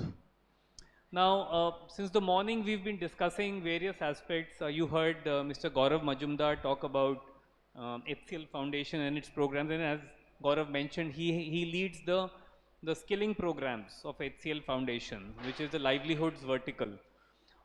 In the session that Bhaumik and I took, we attempted to show to all of you the great opportunity that CSR provides us to do a number of those activities. Livelihoods comes under clause 2. There is a schedule 7, there is clause 2 over there, which is education. And within education, you have skill development projects and livelihood generation. And with the G20 currently on, a lot of these sectoral themes are getting highlighted. So I will begin by Dr. Pradeep, who is the faculty, a core faculty at TIS, and I was just reading your profile, Professor, the vast experience you also have. In fact, I have done a couple of CSR workshops with the TVS Society, yes, in Chennai. And you were in Chennai only? All right, great, great, great. So I think, you know, with the kind of experience you have, being on the field and now, and obviously as part of corporate CSR and now as part of the academia here, what is the important learnings that you can share with the NGO audience here, keeping in mind the topic of today, and I'm sure like the country itself is a major concern in the Northeast, including Assam, and how these NGOs should approach the situation. Because we want, in fact, the next session will also tell you how project proposals are to be made. We will go, we are drilling down to the where you will get some ideas about proposal writing as well. This panel, we will try and throw up ideas for you. Ideas where you can develop projects in the area of unemployability.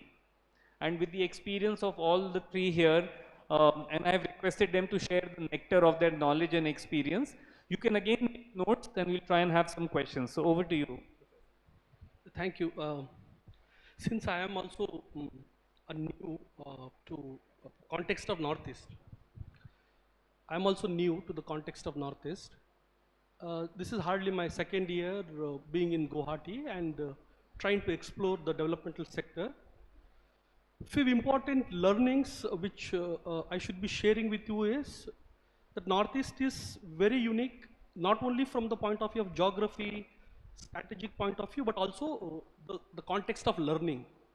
There's a lot of treasure over here which has to be learned, right? And that's where I feel that NGOs in the northeastern states have to lead the policies, because policy leadership is always been seen as something like which comes to us from the circles of the Delhi and then which is getting its origin in the Guwahati circles. But I feel one of the scholars, Lipsky, says what is implemented on the ground is policy actually. So I take the inspiration from it. I feel that a lot of experiments are happening on the ground that is actually required for the larger imagination of the policy of entrepreneurship and skill development. If you read this national policy of skill development and entrepreneurship, they are the statements and declarations. When you actually come to the context of Northeast, it can give a lot of imagination which can actually give life to those policies.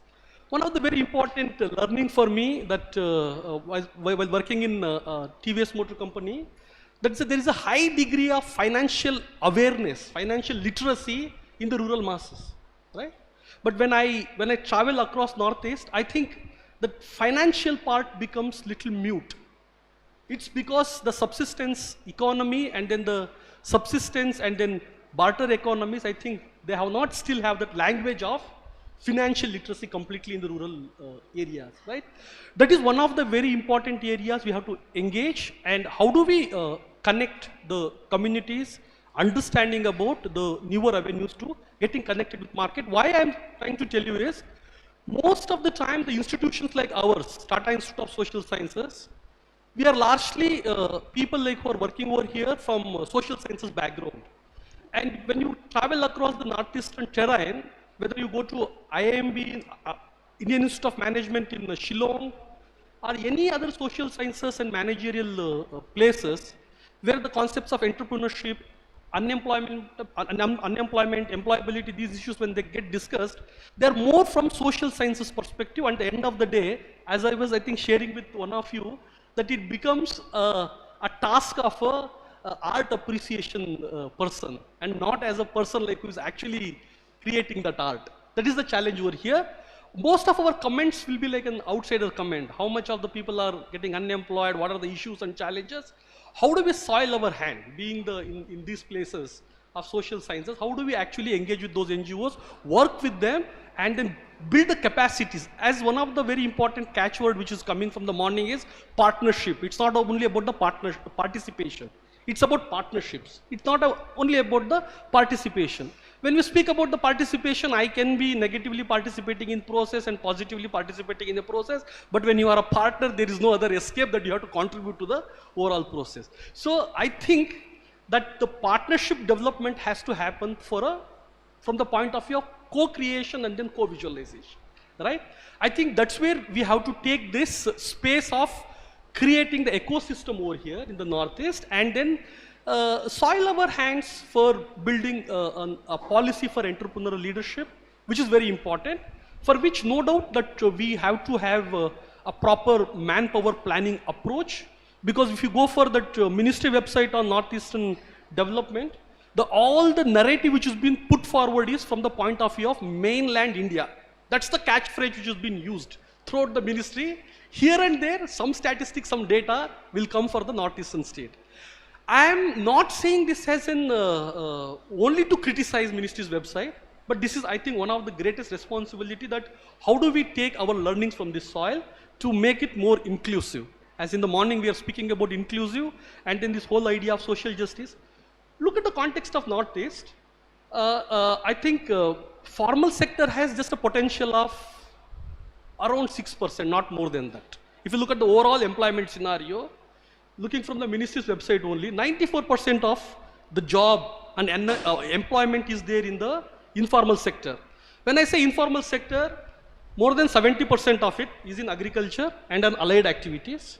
Rest of the maybe 25 to 28% will come into what we call as an unorganized kind of industries. Like a best example would be, if you travel across this highway, that you will come across a lot of plastic recycling units which employs hundreds of people, like who are not formally regulated. And because of that, the labor standards and then other kind of regulatory norms are being not followed, and then a lot of occupational hazards are there. And then look at the people like who get employed in those kind of hazardous kind of places. I think we have a greater say and role to work with this unorganized and then informal sector, which comprises more than 70% of the job market over here, including the agriculture and then allied sector. The formal sector is what? 6%, where you have 62 to 70% roughly is into the government jobs, and then another 30% in the formal sector is in the private sector. What I'm trying to tell you is that those blue-collar jobs or white-collar jobs have a limited potential in the private sector. So we have a lot of employment opportunities in the government sector. If not, you have this agriculture and allied sector which offers you greater potential. So unlike, quote unquote, the mainland India, the people in the Northeast, particularly in the villages, the aspiration is that they will be part of the government jobs, either as a teacher or even like when you look at the number of people like who apply for Group D positions. I think for the positions of something around 15,000 jobs, 6 lakh applications from the Group D positions for the cleaners, the cleaning and then the sanitation workers jobs. And you have seen that the state is really investing. A state like Assam is now trying to fill those backlog positions into the places. Even the prime ministers on many occasions are coming and then distributing those. So it is a very important indication. People are looking for stable employment opportunities. I was looking at the profile of people like who are applying for these sanitation workers and then the cleaning jobs, with all the due respect for the people like who are applying. The minimum qualification required is 7th standard, right? But you have graduates and postgraduates who are applying for these jobs when you look at the data from the ministry itself. This is a little bit heartening for all of us, because there are two kind of migration pattern we can see.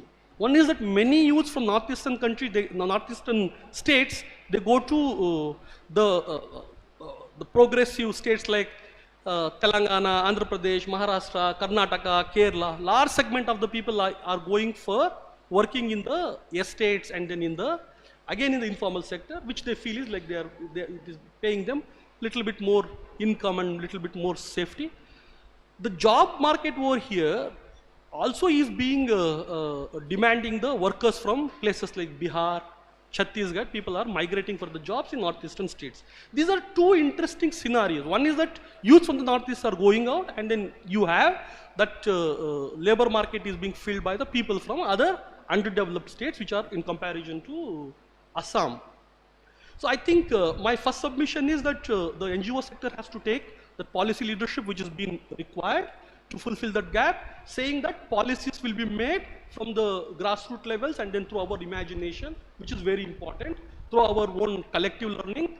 I want to quote from Delors' report, the 21st century education report, which came in 1968, I think.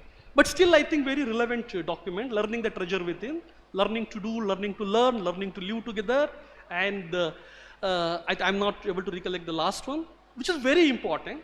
If you really want to have a more inclusive platforms for the CSR grants over here, we have to recreate the entire narrative. The other thing which is I'm just submitting the final one. For the formal government sector jobs, nowadays we can see that reservation in employment is floated as one of the panacea. That's where the discourse shift to the reservation in government jobs, and then the large majority of the youths are mobilized for the protest in favor and against of the reservation, inclusion of some communities, exclusion of these communities, which is the reason of huge unrestness in the northeastern context. So my final submission is, we have to have the processes in place where we will bring entrepreneurial spirit to the youths in this region. Let us take the spirit from National Youth Policy. New education policy speaks about how do we bring and then inculcate entrepreneurship behavior in the students at the school education onwards, which I feel is very important. If we are doing that, I think somewhere we are able to engage with this big mammoth question of unemployment and creating newer opportunities. Having said that, I think the key over here in the Northeast is agriculture and allied sector. And because just to demonstrate a small example, that you have reserved a huge piece of land for development of IT park, SEZ has been declared, but you don't see that much investment is coming over here. The reasons are very obvious. So we have to think about the Northeastern development, not from the point of view of the Delhi circles. It has to be crafted here from the imaginations of the Northeastern communities. Thank you. Thank you so much, Dr. Pradeep. So couple of things that come across is, one, I can say for sure, all of you who are community-based organizations here or NGOs from Assam or the Northeast, how many of you are from Guwahati and Assam area? Is there anybody who's outside of Assam? So there are from other states also, right? Which state, ma'am, are you from? Yes, ma'am. Yeah. Megha, you've come just to attend the symposium? Fantastic. Big round of applause for you. Thank you for coming. I can say for sure, and I'm in touch with the Ministry of Northeast M Donor, DONER, which I said in the morning. This is the time for you to really come forward, and the kind of inputs that Dr. Pradeep has just given, if you do not leverage this opportunity by also understanding CSR and then presenting those requirement proposals, say for example agrarian, FPO related, for example, it could be farmer producer organization related projects also, if it is agricultural and allied jobs that you are saying. I wanted to ask you, Dr. Pradeep, what role can a TIS like an organization like TIS can play to capacity build such people, such NGOs, especially with research, need assessments, papers, which can be, circulated to them. I'm sure that they would benefit from the research and the need assessment that a research institution of the caliber of a TIS can do in a geography like the Northeast. So, is that something you are already doing? If you are, can these NGOs participate and benefit from that? Because that would be an important takeaway from today's session. So in 1 minute only, can you just briefly tell us? We are organizing the sessions for implementation research to develop the proposals. During the summer break, we are planning to take this up, but we are beginning with the Center for Microfinance and Livelihood, CML, and it is open for others also to join. Yes, they can participate, and I'll just discuss the formalities, and then I think we are announcing in a day or two about the formalities of joining that particular thing. It's a 1-week program which we are planning. So the idea is that the implementation partners will be able to develop the research proposals and then develop tools and techniques for implementation research. And we want to start with the very basics about what is research. Let me tell you, last year Tata Institute reached the very last stage of HCL grant, and they won, not this institute here, not this branch here, but the one in Mumbai, they won the 25 lakh grant. So, if you get an opportunity to do this, maybe a 1-week program that professor is saying, I would definitely recommend it to you, and you must get into understanding these things. Because if you are not trained to prepare those proposals, and if the opportunity is there, somebody else will come and take it away. NGOs from outside will maybe come and take it away. You follow? Or just like often you say that people from outside are taking away the jobs. That often becomes a reason for a lot of disgruntlement in different geographies. So basis this conversation that Dr. Pradeep began, let me go to Dr. Rosie Barua. Rosie or Rousey, am I pronouncing? Rosie, because the spelling is a little different. And she works as the state project manager, social mobilization, institution building and capacity building. You wanted to show some presentation? Is it already there, or you would just like to speak maybe, ma'am? So maybe we can just speak it. So what I would request Dr. Rosie, you could just put it up in the meantime. Dr. Rosie, you heard what Professor Pradeep just mentioned, and you represent the government program. I am also finding that a lot of government programs are there for the Northeast development where CSR can also partner.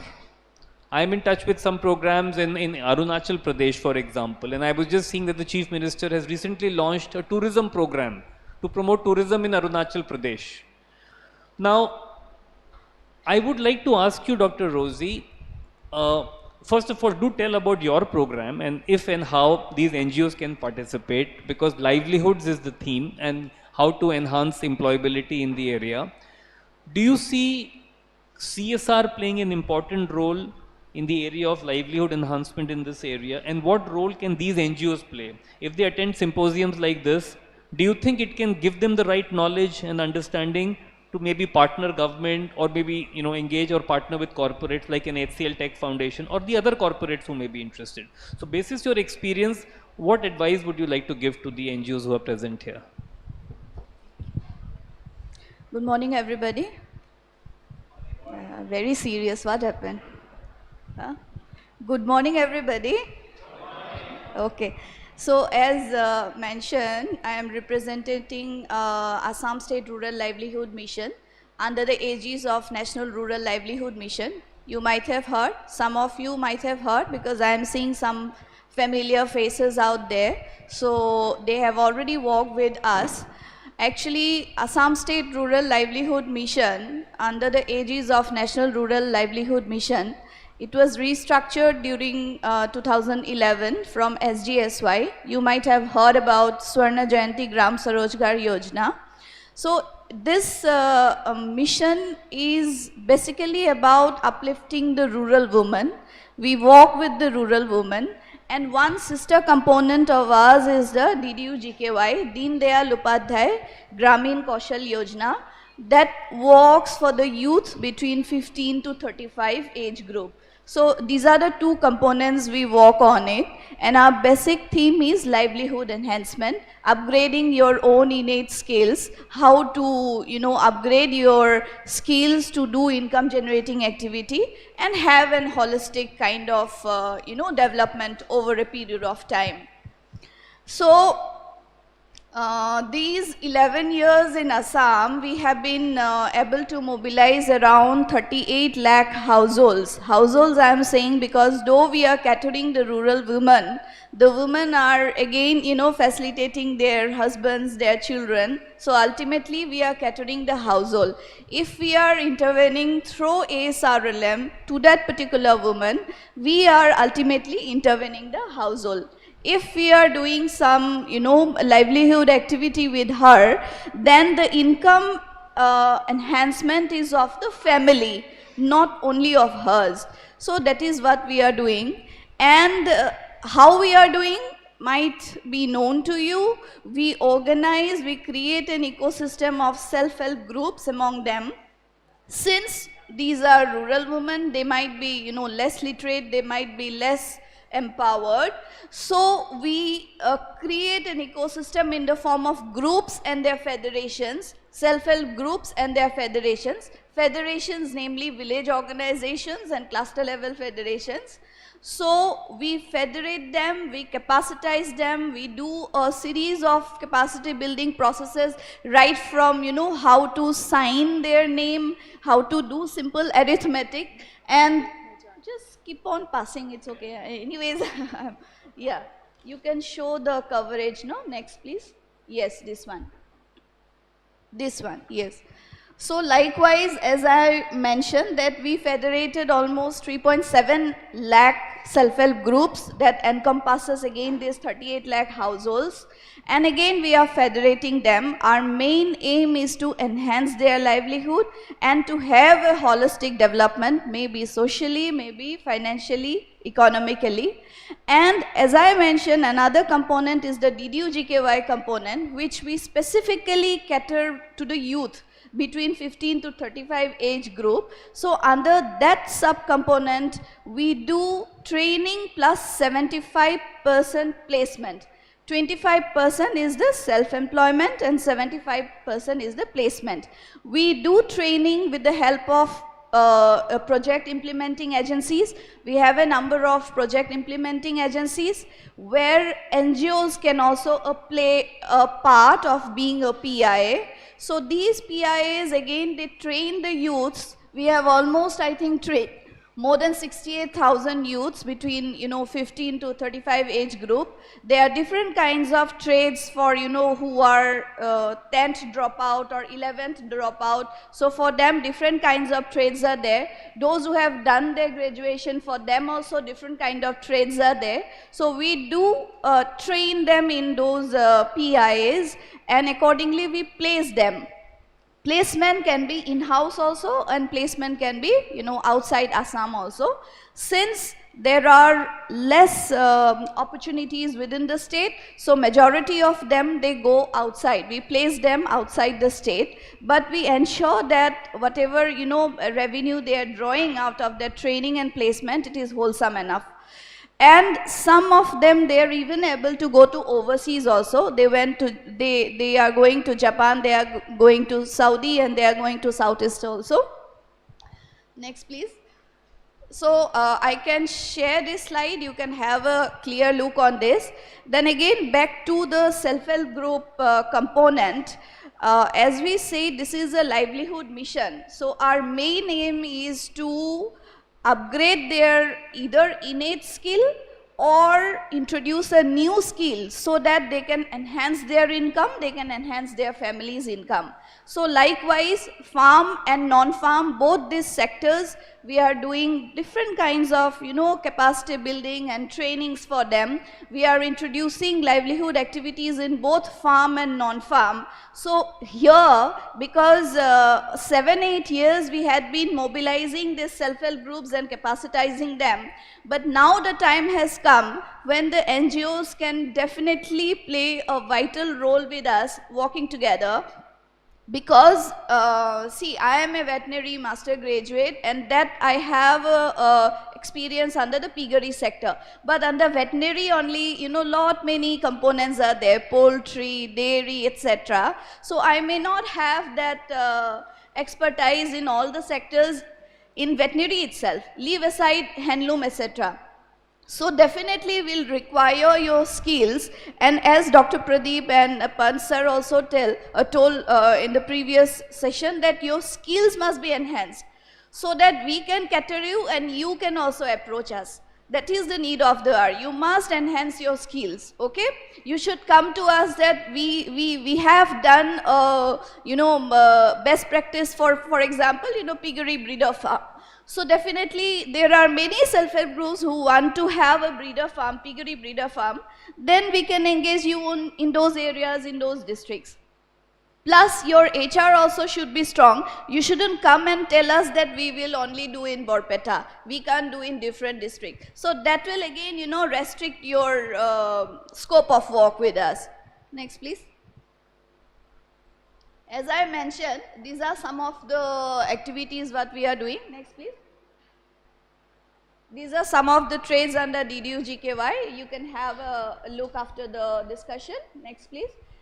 Just scroll these photographs, okay? So these are some of the livelihood activities what we are doing. So main idea of showing these livelihood activities and photographs to you is that you should enhance your skills in different sectors. Because as I mentioned, we are doing for these 38 lakh household, which is a huge number. We are again going to, mobilize another 1.6 lakh household. So it will be around 40 to 41 lakh household. So 40 to 41 lakh household can't be catered with 1800, 1900 staff that we have. We will definitely require support. So you must enhance your skills so that you can work together, because we have gone so far and we don't want ABCD now. We want the XYZ part from you. So that is the expectation from my side. Please go to the last slide. Yes. So see, we are talking about unemployment. No, so employment doesn't mean, engaging yourself in some government or some office. Engaging also means you are doing your own self-employment from where a stable income is coming for you monthly. Not for you, for whomever you are doing work. So that is actually employment. Everybody about NEET and NEET. So those unemployed are much more dangerous than simply unemployed. Those NEET unemployed are those who are not even having any training, not even having any education, not having any upgraded training so that they can be catered by someone. So that is more dangerous. So the need of the hour is that you should enhance your skills so that organizations like us can work with you. Thank you. Thank you so much, Dr. Rosie. I wanted to ask you, because here we are, say, representing CSR of a company here today. And I'm going to give you a bit of a googly question here, which is out of syllabus for you, because I want these NGOs to benefit. And so you have your state programs on livelihood enhancement. Are there ways by which, see, one is you have NGOs who may participate. Are there ways by which these NGOs to participate can bring in corporates also for a multi-stakeholder partnership? What are those ways? Because I'm hearing Professor Pradeep say that, say, agrarian areas is a huge area, right? And maybe these NGOs to do. So we've talked about CSR today. Huge opportunity. Within CSR, these are permitted activities. Dr. Rosie is saying some of these activities, if they bring CSR partners, we've named some companies also for you. हमने आपके लिए free का research भी कर दिया है अभी. Some company names also we are giving you. Now you have to check their CSR policies and also map these activities and link it up with what Dr. Pradeep is saying. I want you to tell us, ma'am, how can they develop the right project proposals, the DPRs? Because the crux is the proposal.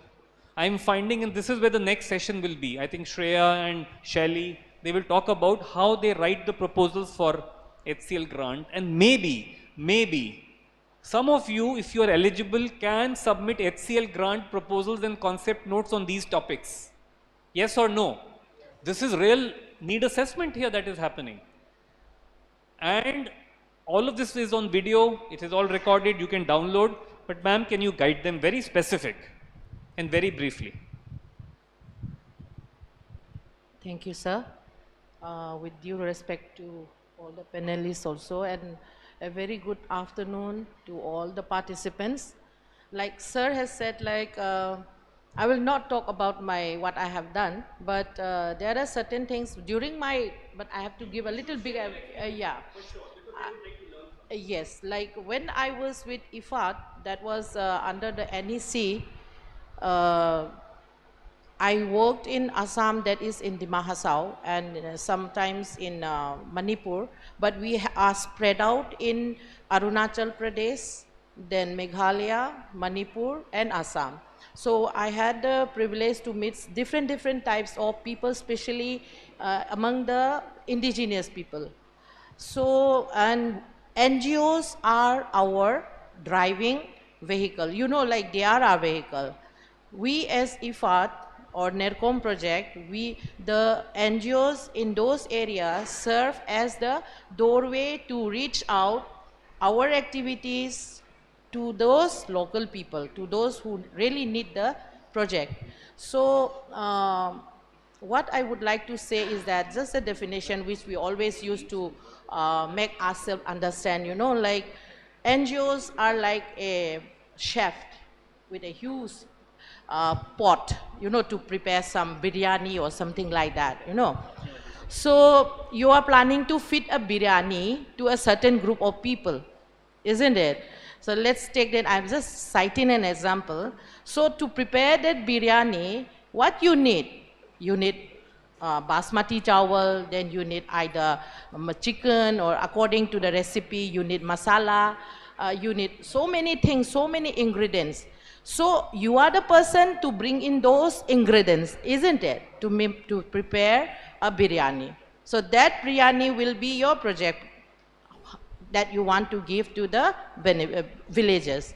So that means when you are preparing the biryani, how you bring in those ingredients is what sir has said just now. That will be the convergence part. Okay. So NGO has to really understand what things you really need to pull in together when you want to develop a project proposal. You have to be very clear. अगर हमको piggery करना है, please mind my Hindi because my Hindi is all broken because of how long we have no gender issues in Hindi. So that is what you have to. The NGO first thing is that you have to be very clear. हमको क्या ingredients, कौन सा department में क्या लेना है, ठीक है? Then you prepare the biryani nicely. The project proposal will come up. Then after you finish that, while you are preparing that project proposal, now who will receive? आप अच्छा से बिरयानी तो बना लिया, खाने वाले का प्लेट अगर ठीक से धुलाई नहीं हुआ और प्लेट को ऐसा उल्टा करके रखा, तो where you will put the biryani, isn't it? So your second role is what? To prepare the community who will receive the biryani in a very satisfactory manner so that they can enjoy that particular program which you are taking it down to them. Can you relate what I'm trying to say? आप समझ सकता है ना? तो the role of the NGO is that.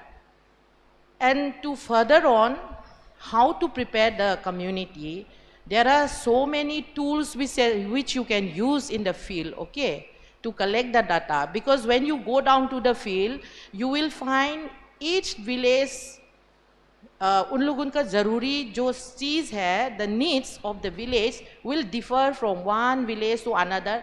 Neighboring village होने से भी ना समान नहीं है वो लोग का needs.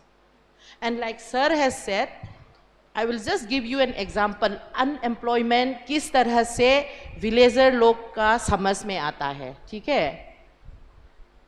Two boys came to my office. Then they said, Madam, हम तो कुछ काम का नहीं है. मतलब we didn't do any work. So can you please help me, help us? Then I asked them, आप लोग क्या क्या करा? तो they said, हम तो गुवाहाटी में BSc पढ़ा. एक तो बोला हम तो engineering first year में है. तो they said, but still we don't have any source of income, employment नहीं है. तो हम उसको पूछा कि चलो ठीक है, आपका हाफलोंग में क्या क्या है? तो उसमें बोला दिमा हसाओं में क्या है बोला. तो उस टाइम में that one boy he said, my father has a bagan of tamul, you know tamul, 3 acre tamul, अनारस का भी खेती, अदरक का भी खेती, and he is still considering himself unemployed. He cannot visualize, see the concept of our youth. What I'm trying to tell you as an NGO, when you go down to the village, you will find so many different conceptions among the youths. They will think, okay, if I come down to Guwahati, if I get a job in Guwahati, then I'm employed. See, when I did the interaction with them, they said, मेरा बाबा का तो ना वो 3 hectare का तामुल का बागान है, 3 hectare का बागान, वाह. Like his father is putting in so much effort, at the same time they are getting back so much of returns, है ना, income. तो एक ने बोला था मेरा तो पिगरी है, पिगरी करता है मेरा बाबा, सुअर का वो फार्म करता है, but still I'm unemployed. ठीक है? तो what I meant to say here is that ऐसे scenario में, ऐसे mindset में, the definition of unemployment also differs. It really differs. So as an NGO, आप लोग when you go down to the field, when you try to collect information, basic first-hand information, because you will need information when you are formulating a project proposal. Project proposal बनाने के लिए तो data में base करना पड़ेगा ना, कौन सा area का है, what is the population, all those things ना. At that time you will come across these things. So there are certain tools, specific tools also, which you can utilize when you are doing those exercises to develop your project proposal.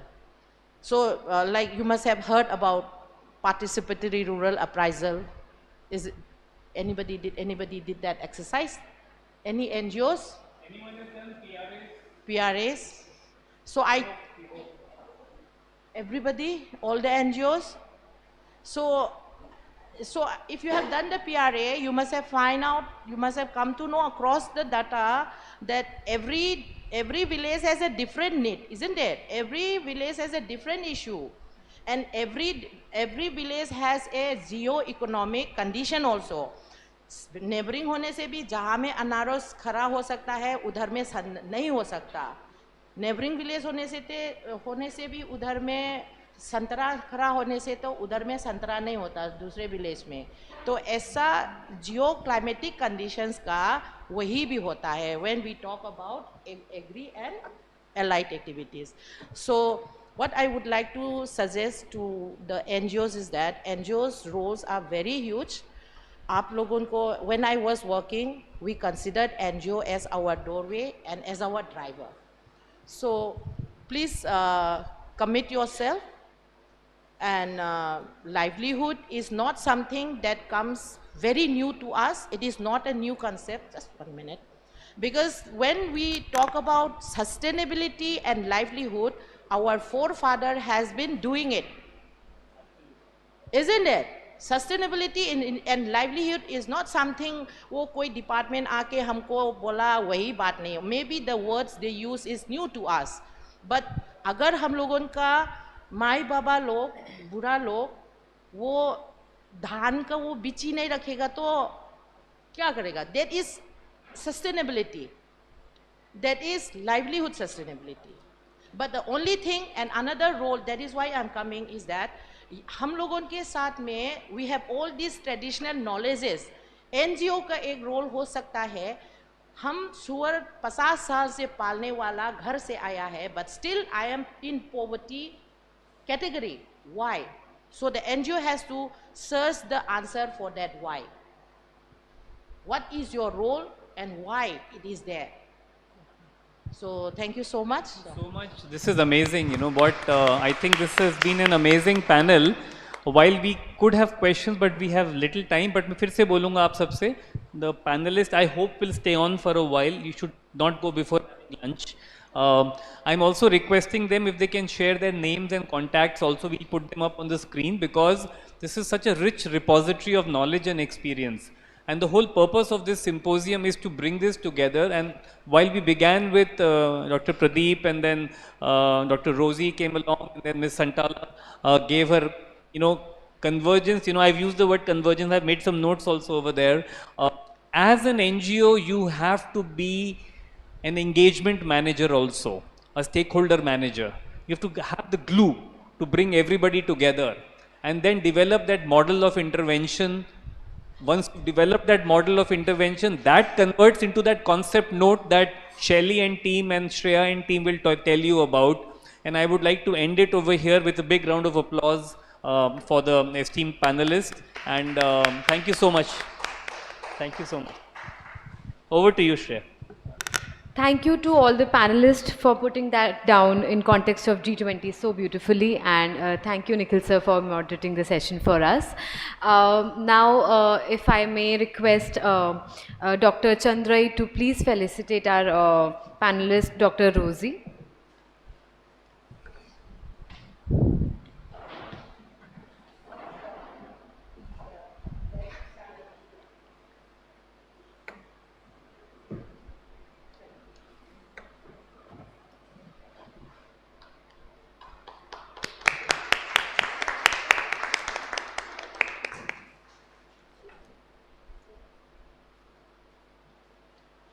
Thank you so much, ma'am. May I now request Dr. Saurabh Biswas to please felicitate Ms. Santala.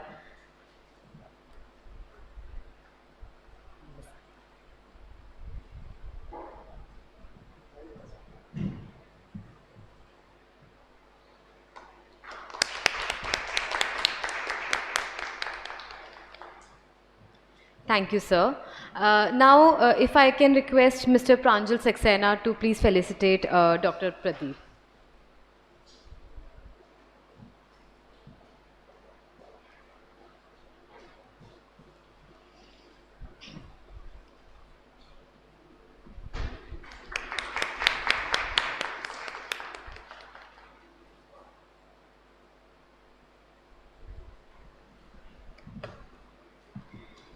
Done. Thank you so much. We know that many of you are curious about the whole application process of HCLTech grant and what it entails to be a recipient. We thought it would be better that you hear from the horse's mouth. I would now like to call upon Ms. Shelly Kaushal from HCLTech Grant PMO team to anchor the session on the grant process. Over to you, Shelly.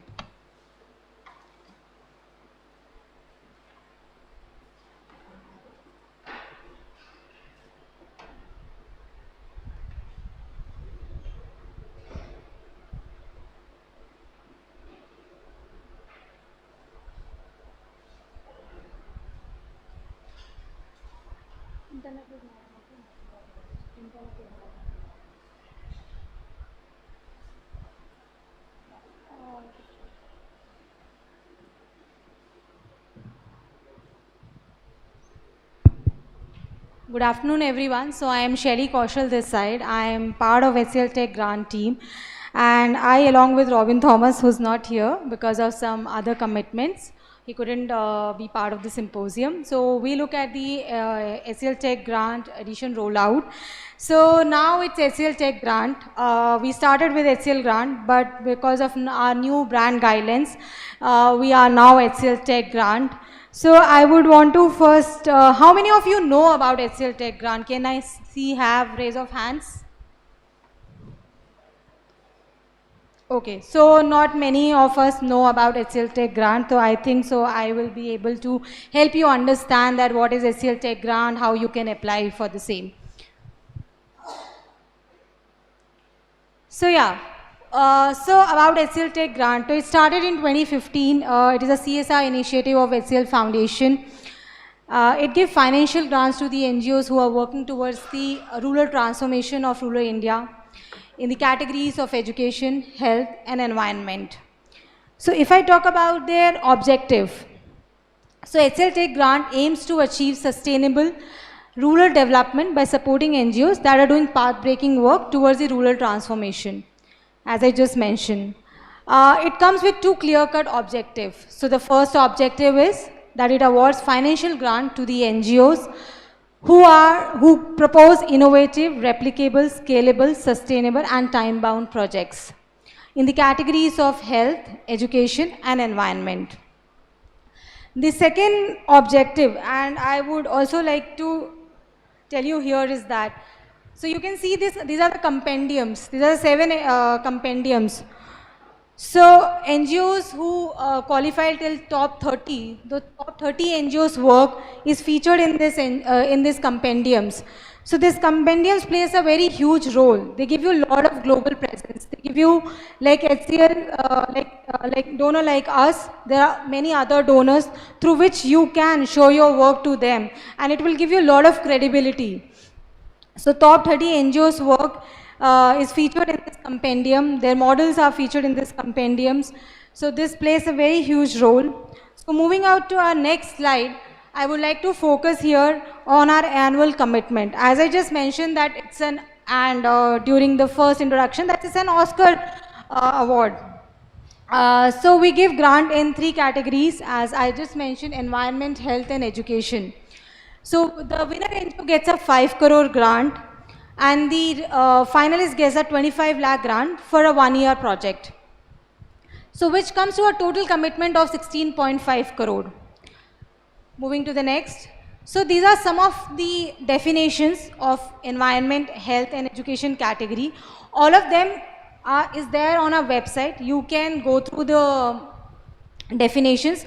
And also I just want to highlight here is that this is just a comprehensive list. This is not an exhaustive list. This is just an indicative list to give you an idea that, you know, in which category you can apply your proposals or projects. Because a lot of time I get these queries that, we are working on livelihood. So in which category should we apply? So livelihood is a very much part of education. So you can apply in education. So these are basically, we have covered some of the sub themes under each category. Moving to the next. Next. Yeah. So how you apply, how to apply for HCLTech grant. So the first process, which I was also telling in the morning, is a registration. So you have to register for HCLTech grant. I'll also show you how to register for HCLTech grant. And then you have to log in. After your login, the form will open. And the form is divided into 3 parts. So the first part is organization profile.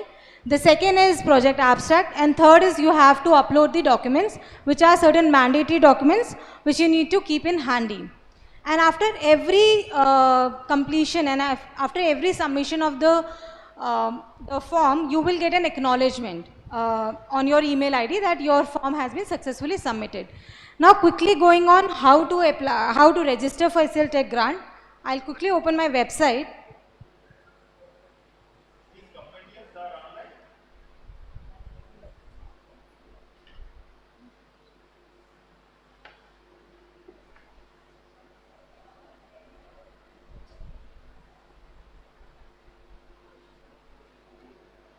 So this is our website. So this is our website. So if you see a sign-in page here, so you have to just click on the sign-in page. Yeah, everything is on our website, sir. It's an open, you can download them and you can go through the compendiums. We have a lot of research material on our website. We have past recipients videos on our website. So our website have everything. So you don't have to, go here and there. You can just write HCLTech Grant on Google, the website will open and every information is there on the website.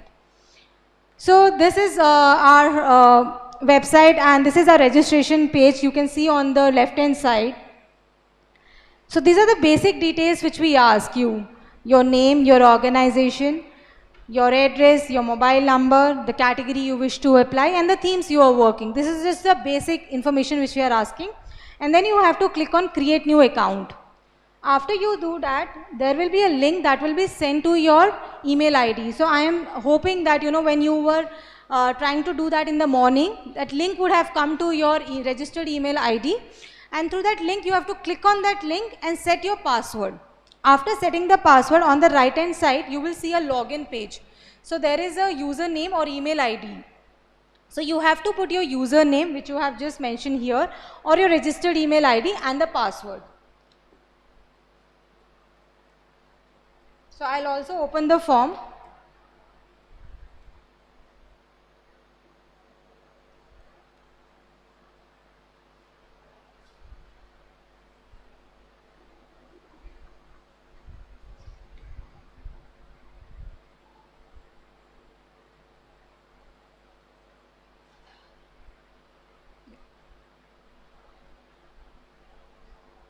So before moving to the form, I would first like to, also explain the eligibility criteria, because, a lot of times I have this query that what is the eligibility criteria? Are we eligible to apply or not?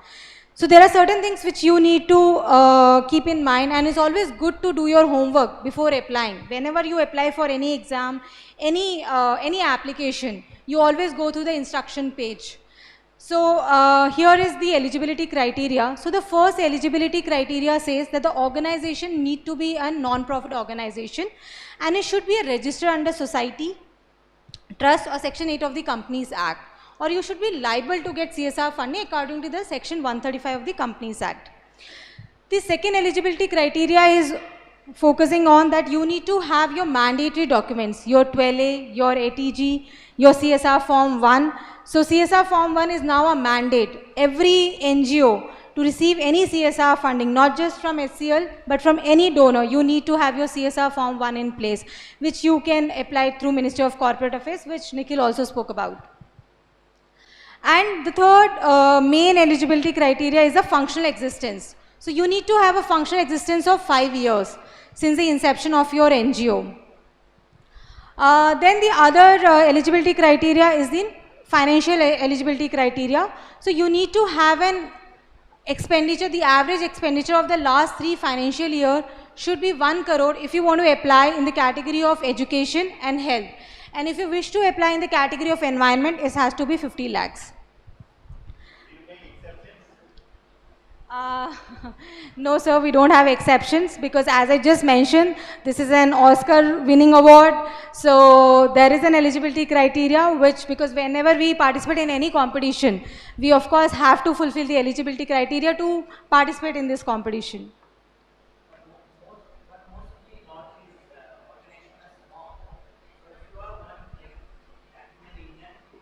So I'll take all those queries also, and also we have Pranjal here, who's from Grant Thornton, who's our governance partner, and he's an alumni of TIS also, so he knows the territory well, and he'll also reflecting on certain issues, and he'll help you.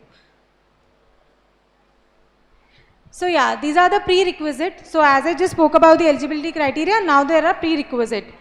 So prerequisite, the first is that you have to be a NGO and registered under Society Section 8 of the Companies Act. And the second thing is that the bylaws of the organization must allow it to undertake a project in the proposed thematic category. So this is something which you need to understand, that your bylaws have the category which you wish to apply. So if you wish to apply in health category, your bylaws should specifically say that you are eligible and you have that health category mentioned in your bylaws.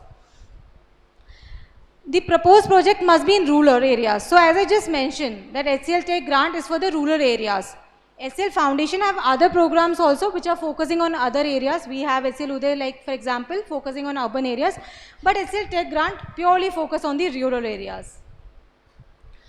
Then moving ahead, here I would also want to reflect on the proposed project.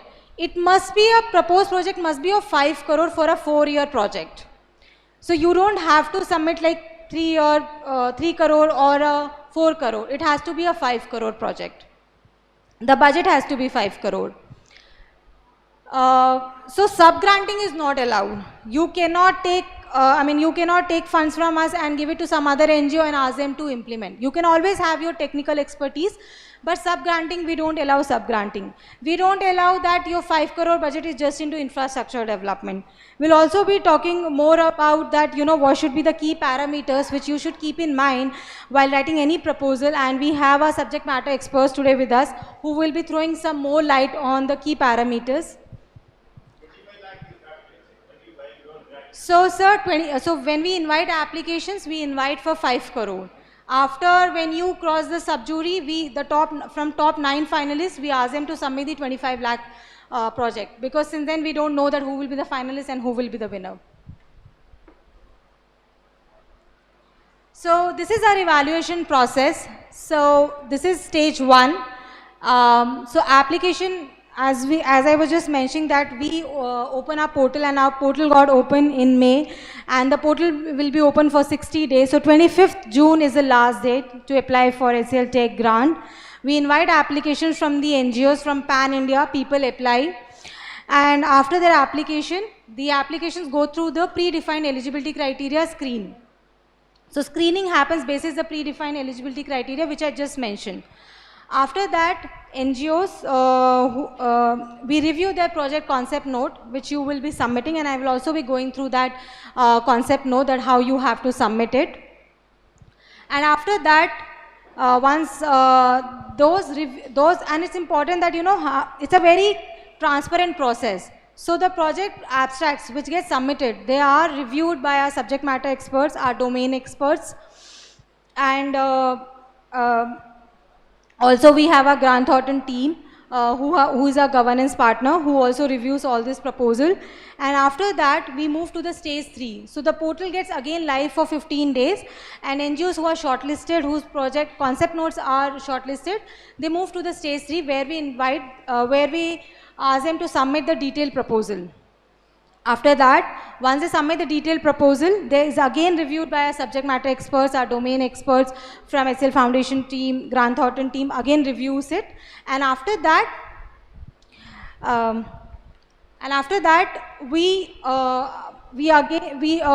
we review that, the shortlisted NGOs, we do a field visit of those NGOs. हम उनका field visit करते हैं. Field visit हमारे 2 दिन का होता है. Sorry, I forgot that I should just use mix of Hindi and English. So वो 2 दिन का field visit रहता है. So the first day is dedicated to the office visit, wherein we come to the NGO, we see we ask you to do a presentation of the proposal which you have proposed. We meet your board of directors. We see that, whether you maintain minutes of the meetings, how is your board structured, because we do encourage that you should have independent board people in your structure.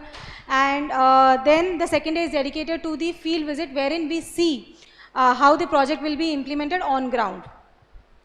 Then moving to the stage 5, so which is called a sub-jury review. So we have 12 eminent sub-jury members.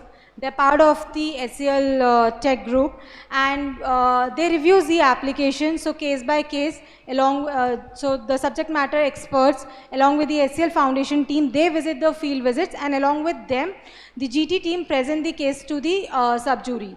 And then sub-jury shortlist the top 10 NGOs across each category. So those 30 NGOs work is being featured in these compendiums, which I was talking about before. And then it's stage 6 where the GT team do the diligence of all these NGOs, and we also create videos so that, you know, while our jury is taking that call who will be the winner, while they are assessing the NGOs, they also know what the model is all about, because we go to that geography, we capture that model and we show them. And the last stage is the 7th stage where the jury reviews it and announce the winner. So this is the evaluation process. Now quickly going, I would just wanted to just take 2 minutes also to show you the how you can apply for HCLTech grant. And this is, as I just mentioned, but just ensure that doing registration alone will not help you. You have to submit your application. Then only you will be eligible to apply and to receive a grant. Because lot of time, you know, I hear from you, ma'am, हम लोगों को नहीं समझ आ रहा है कि हम कैसे करें. I know कोई भी चीज़ easy नहीं है, सारी चीज़ों में कुछ ना कुछ मुश्किल तो है ही है. But, and today that's why we are here to also understand that what are the difficulties you are facing and how we can help you in solving all this, and so that you submit your application well on time. So this is the first organization profile wherein we ask the basic details of the organization. These are the basic details. One thing I just wanted to highlight here is the save and the submit button, which you will just see here once you just fill your application. So there are 2 options, save and submit. You have to fill your application and save it. You review your organization profile and submit it, because until and unless you submit your organization profile, you will not be able to fill your project abstract, or nothing information will be saved in the project abstract. So even if I will try to,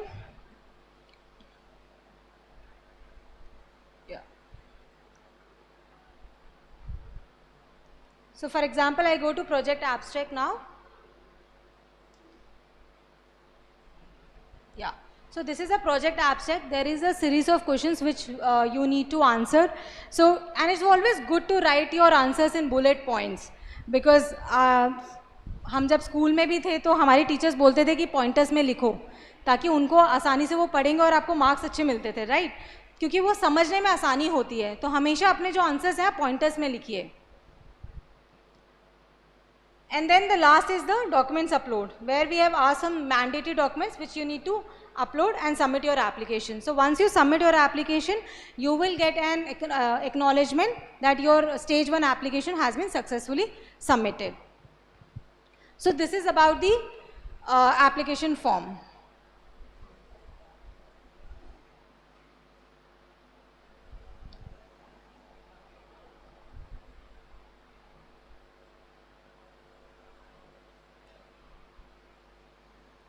So as I was just mentioning, these are our eminent sub-jury members. You can see the list, and also the list is available on our website.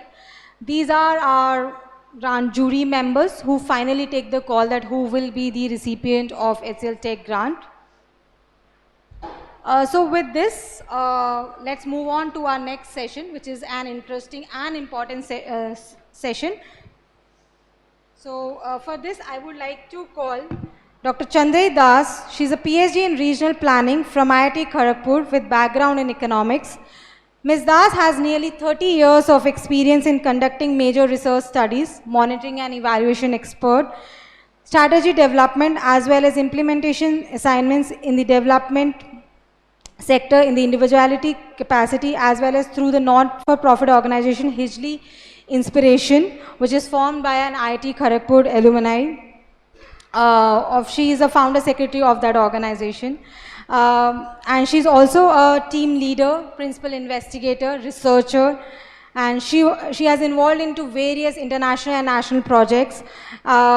She has worked in US, UK, Italy, Thailand, and the list continues. So may I request Dr. Chandray Das to be please be on dais. Now I would like to call Saurabh Biswas, BTech from IIT Kharagpur. Both are from IIT Kharagpur, so yeah. And a public health consultant, and has been associated with HCLTech grant from past 5 years. He has over a decade of experience in healthcare and public policy, during which he has conceptualized, launched, and manage large-scale programs with both public and private partners. Please. तालियों के साथ please स्वागत किया जाए.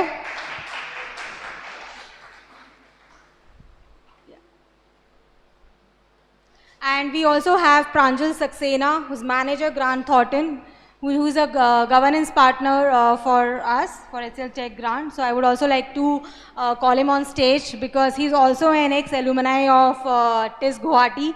So I think so who knows this territory better than him.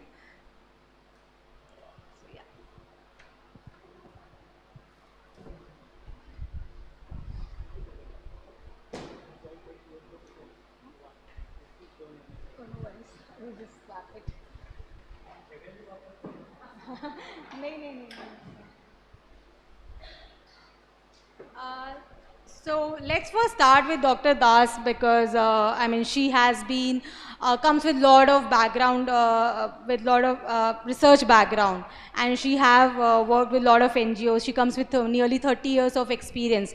So I would like to ask her that, ma'am, how planning is an important, how one should design the program. What are the pointers which all these NGOs should keep in mind while they are designing the proposal? So over to you, ma'am.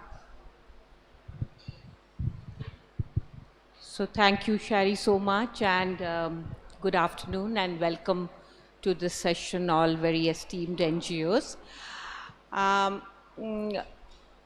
Just wanted to share that, this experience of evaluating projects and then, selecting one or two is indeed such an experience for us also. It's such a learning for us because at the end of the day, each of you have some comparative advantage, So you are trying to do something utilizing your comparative advantage, and that becomes a learning for us because we do not have that comparative advantage. So coming to the design and planning of a project, did you hear this word source code in the morning? So what is a source code? It gives you, actually it gives you the steps and strategy for achieving something. So when you are expected, every project is expected to be a source code in the sense that it will give you a blueprint of a strategy for achieving something with your resources. When I say your resources, I mean your skills, your expertise, your contexts, everything. So, first thing is conceptualizing a project, isn't it? Have you come with some project ideas?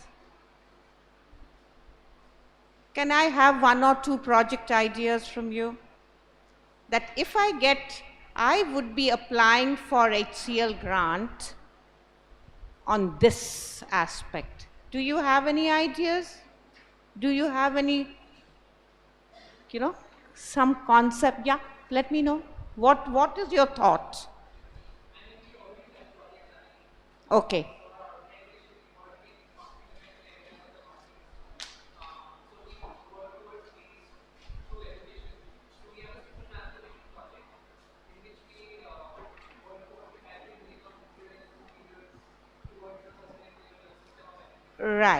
Right. So you wish to kind of work along the same lines. It's a conflict management project. It's a peace building project. It is something which you wish to you bring in. Now,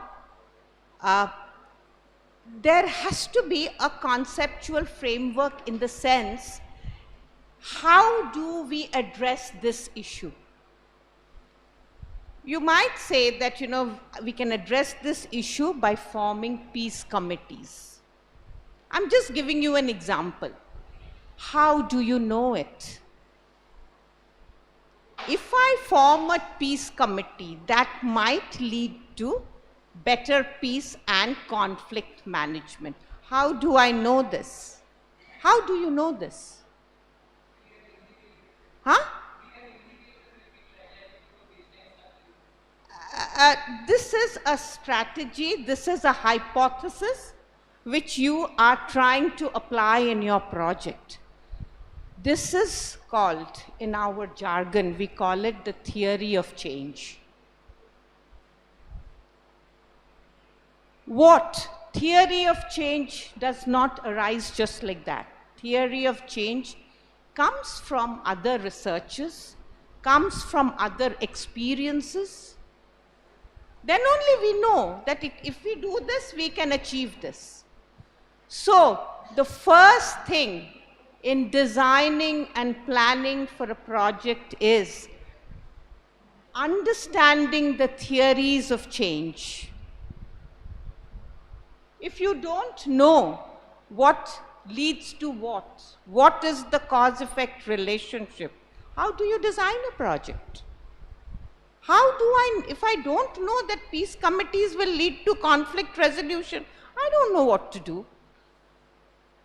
So first thing, whenever you have identified a project, it is very contextual, everybody will have their own projects, but define your theories of change. This should be your first step in your proposal also. What leads? There could be 6, 7 cause-effect factors. All these, either somebody have tried it somewhere, or you do some secondary research, you read some articles, oh, this has worked there, then we can. Second is, then we come to the actual implementation aspect, where we say that, okay, this has worked.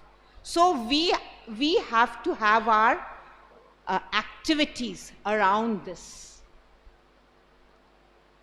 And then we come to the second step of framing a logical framework table. Are you aware of the logical framework table? What is a logical framework table? So I would want to ask Saurabh, if you can help us in understand that, you know, what are the key parameters or what are the focus points which you look into while you evaluate any proposal. Thank you, Shirley. And thank you, ma'am, for the lovely intro to the session, and welcome. Thank you all of you for turning up here. So one thing is very certain, that we have certain fixed parameters on which we have to evaluate proposals, right? I'll talk a little bit about public health in specific, because public health is also a very technical field, right? For example, if you are submitting a proposal for vector-borne disease control, right?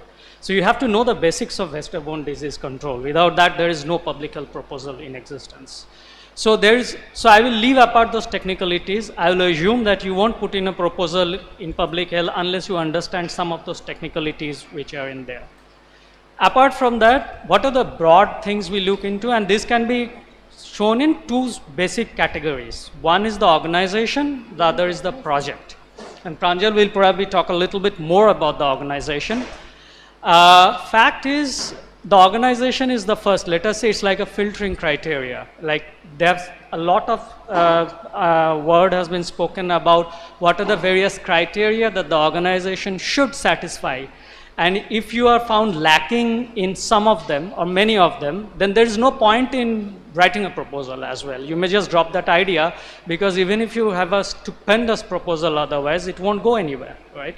I may like the proposal otherwise, its technical qualities, its ability to understand the problem and the solution, but there is no way they can take it forward. I mean, they're as gatekeepers, he won't let it go through. So that's the first thing. The second thing is the proposal. And when it comes to the project part, I personally think that there are 3 things again here. Multiple buckets, but I'll try to club them and present to you 3 buckets in which we can see those things. First is clarity. how well enunciated the proposal is. I'll talk about a little bit more later. The second is its impact, its ability to have an impact, right? We should be able to understand it from that project part of the proposal. And the third is whether there are any innovative angles in that proposal. For example, a lot of the projects have now got into some sort of a standard mold or a standard category, right? For example, even malnutrition. There are some very standard frameworks now available here, and you can very well work on those frameworks, do a very good job of writing a proposal which does very good implementation of one such framework, but you can also add your own innovation. And innovation can be something that is, you do not have to break your heads over it, right? For example, I can give one example of a proposal that came from Karnataka a couple of years ago. It's a similar malnutrition proposal, but they sort of started intervening as soon as a marriage in the family has happened, right? Like if we have to address the nutrition related component of the infant and the child, they bring down the time of intervention as soon as a marriage happens and a new girl comes into the community, they start their intervention, right? So just by crunching or giving them more time to intervene before the maternity happens, they had a higher chance of success. And I believe they went to the finals, the particular proposal, right? So this is this kind of interventions, like these are the three things. And now, one is the project, and other is the governance. The decision making is quite simple. It gives us four kinds of things that can happen, right? One is you are okay on governance. The second is you are not okay on governance. And on project, I'll classify all these three into two things just for ease of explanation. You can have let us say, project which is okay on all the three criteria I mentioned, and a project which is okay on some of those criteria I mentioned, right? Now you have four such criteria. Now if you are no on governance, you are all red. So even if you write a fascinating project, there is no hope of going forward. But if you are okay on governance, then at least in the initial phases, right, which is at the proposal phase, if you are okay on some of the criteria on which we will judge projects, you may still be invited to write the larger proposal. Now this is important to understand, right? Because many times it has been complained, and do your homework before. You keep all your documents in place. You sit with your CA. You know that how you can propose your financial model. What is the capacity to deliver? Because once HCL will give you the fund, you will also need to have that capacity to deliver those fund. So yeah, moving on. Since also Saurabh spoke about the governance part, that is important that you need to have a checklist, and governance is also one of the checklists, one of the few things which unless until you are okay with your checklist, of course your proposal will not go forward. So since Pranjal here is with us today, so I would like to also take this opportunity, if he can also highlight on the governance checkpoints, that would be really helpful for all the NGOs. Pranjal. Thank you, Shelly. Thank you, Dr. Das. Thank you, Saurabh. Thank you, everyone. First of all, it's wonderful to see so many people and a patient and very cheerful audience who have not moved and been listening through session after session. Like Shelly said, I am from Grant Thornton, who is the governance partner for the entire HCL grant, and we have been doing it for last 8 years. So our job essentially is any organization across India, when they start to put in their proposal, the first step is they register on the website. So from that stage till the time results are announced, which is after a year, every process that is involved in that entire HCL grant at different stage will go through first from our end as a check, and then subject matter experts and the sub-jury at different stages come in. I want to take a minute here and sort of give you certain numbers broadly just to highlight how things are when we're looking at a pan-India situation. Last year we had over 16,000 registrations on HCL grant, last edition. Now when we hear the number like 16,000, it's mind-boggling, but the reality is only 1,200 applications actually got converted And that's where the major, sort of a roadblock is for the organizations. Like Shelley said, you have to save your organization info and then also have to submit it. The idea there is they give you this option to save and then review. If you want to come back, change something, then you can do that in that desired window. But what a lot of these cases that we have seen in last 7-8 years is any number that goes in registration, a tenth of is only converted into applications. So while we have so many organizations, and I think there was this gentleman in the morning who had asked what is the fund allocation to Assam and particularly by HCL. If you look at the number of organizations applying out of that registration, and then you look at the final conversion, then you're hardly left with organizations coming from Northeast. That is the biggest challenge that we see as governance partner. Because when we have to propose, we have to further share the applications, the proposals with the subject matter experts, we fall short of organizations who are credible enough, who have potentially done a wonderful project in their area or in past with some association, with some organization, but they have not been able to complete the application.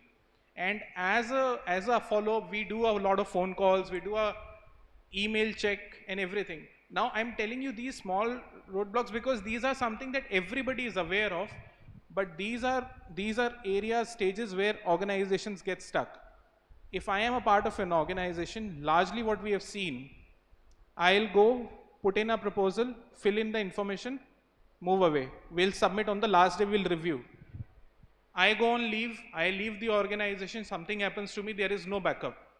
Then we get emails and we get phone calls, can you extend the deadline? Can you now take our proposal?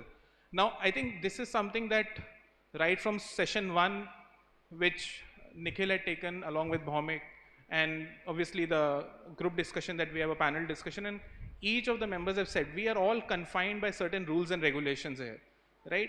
The grant has its own charter, which we are supposed to follow as somebody who's reviewing the application, as also participants who are filing the application and proposal. This is where a lot of organizations by default get stuck. From 16,000 we were with hardly about 1,200 applications. This year as well, if I tell you, because this is a day-to-day monitoring that we are doing, till today morning we have received over 6,000 registrations for this year edition. But if I tell you the actual conversion right now, it's less than 4%, because people have just filled in the proposal at different stages and have left. And we are sitting on 19th of June. 25th is the last date. So the reality is what happens when the last date is about to kick in, people start filing in the proposal just for the heck of it. And that is where most of the organizations, they lose the game. Because then you are in the hurry to just submit a proposal, and then whatever Dr. Chandra said in terms of theory of change, followed by logical framework analysis, and what Saurabh said in terms of organization point of view, what the subjury looks at it, these things are missed. And writing a proposal, it seems it's a very simple task, we'll just do this, because this is something we are doing day in and day out. So that is one area I think I would also urge all of you and also your colleagues and associated members that please do spend in a lot of time on filling in the proposal. And if you look at how the structure is for HCL grant, we do not ask you for a proposal, detailed proposal at stage 1 or stage 0. You register, you give a brief organization profile, give a very brief project abstract, which is a basic idea. If I were to sum up my project in a minute right now, that sort of a thing should go in first. That is what is looked upon by the sub-jury, which we have the experts, and we look at the governance check, how well the organization is meeting, how is the board of governance, what is the frequency of the meetings that you have, do you have a valid CSR, do you have a, FCRA, do you have 12, ATG, 12A, and all these certifications and documentation that are required. If you do not qualify on these, then you will never make to the next level, because these are mandatory. And I think that is what in the first session Nikhil and Bhaumik had mentioned about. So please do look at that sheet which was shared, because that is very important. And only after that, once you're through with this process, you reach organizations, they get stuck here and then they do not proceed. And then it's a little demoting for the organizations because they wait for 2-3 months to understand whether they've qualified for the next round or not. And it is something that we, again, by rules and regulations that we have, we cannot disclose right at the first stage, no, you're not selected. You have to wait for the entire period because everybody has to wait for that. Otherwise, it's not a proper transparent process. So it is important for each and everyone, and please feel free to reach out. You don't have to just file your application. We have the help desks, you have the email IDs, reach out. Our numbers are also there. We have a full-fledged team working on this to support you. Only then your application actually goes to the team, to the people who will sit and review your project work that you have proposed there. Thank you so much, Pranjal. Thanks for giving all those insights because it was very helpful. I am sure आप सभी लोगों को ये helpful रहा होगा. तो please एक बार प्रांजल के लिए can we have round of applause? So as Pranjal clearly mentioned, and we have our toll-free number 180057200608. And we have our helpline email ID also, hclgrant@hcl.com. So please reach out to us. Please write your queries, whatever queries you have. The toll-free number is active. It's on my number only. Sometimes, but I get a lot of calls. It could be a possibility that I miss on your calls. But then do write to us. We try to respond to your queries as much as possible. Just before we wrap up, I also just wanted to ask our subject matter experts, when you evaluate any proposal, do you see, I am sure, well, you also evaluate because if you don't get that required information, you will not be able to evaluate that proposal from the lens which you would want to. So do you want to, highlight certain points, the difficulties which you face and which will also help NGOs now to focus and, write their proposal in that manner?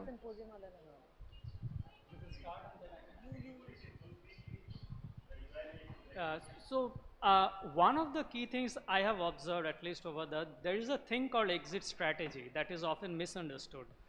Now, ये exit strategy का मतलब क्या है ना?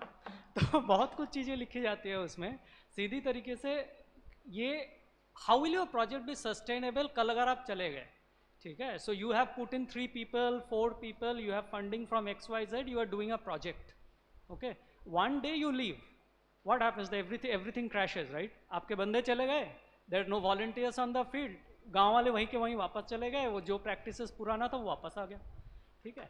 So how do you prevent that from happening is your exit strategy, which means you plan it, you take it into your account that when you are launching a project or you are proposing a project, you will create a pathway that even when you are not there, something will continue to happen, right? This is what ideally you'd like it to be institutionalized, right? Like something like the government takes it up, which has been spoken multiple times over here, that's why you should have a partnership with the public entities per se.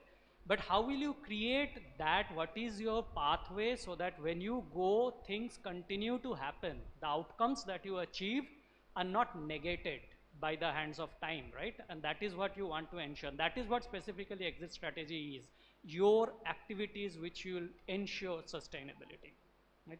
So I just thought I would mention that because it is often erroneously written, egregiously written. Along with this, what is the difference between replicability and sustain? Any idea? Sustainability or and scale up. Replicability and scale up. What is the difference?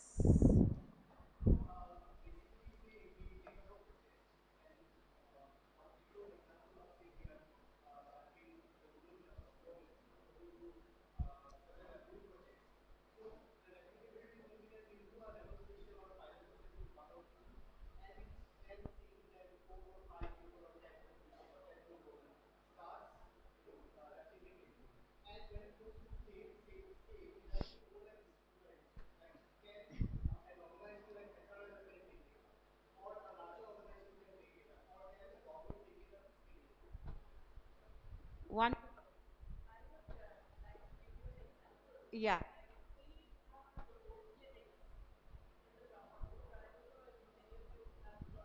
board, yeah, mobile.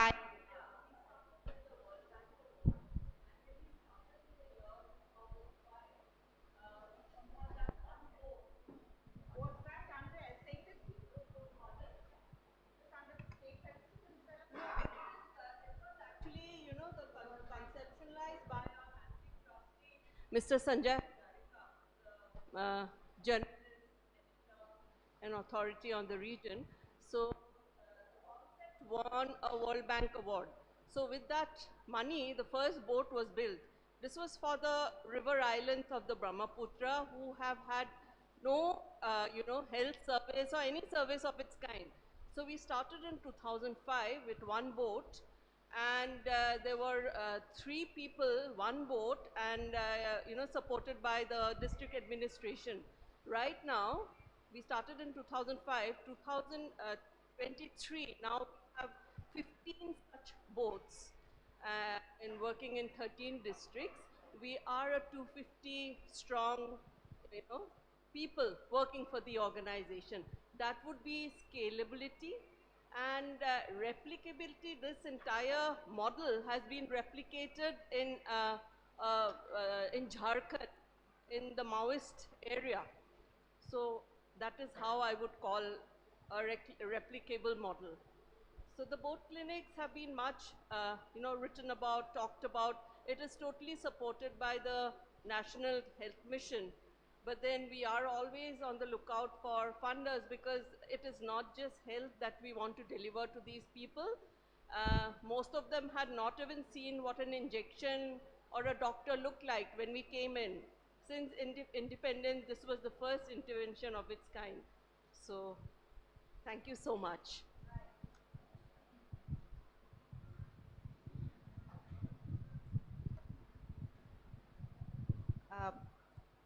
Like, is it clear with everybody? So are these two the same things? Kind of, but not the same. Yeah, yes. So that is what replicability is related to a model, like, you know, you are doing it, and scalability is you are in the process, you are reaching scales, like, you know, you are reaching out to a much larger audience, much larger target, and there you may be having some contextualizations also, because you are reaching out to a much bigger you know, target. And the thing with exit strategy, or we call it withdrawal strategy, is very much linked is the issue of sustainability. So again, I would say everything has to be pinpointed.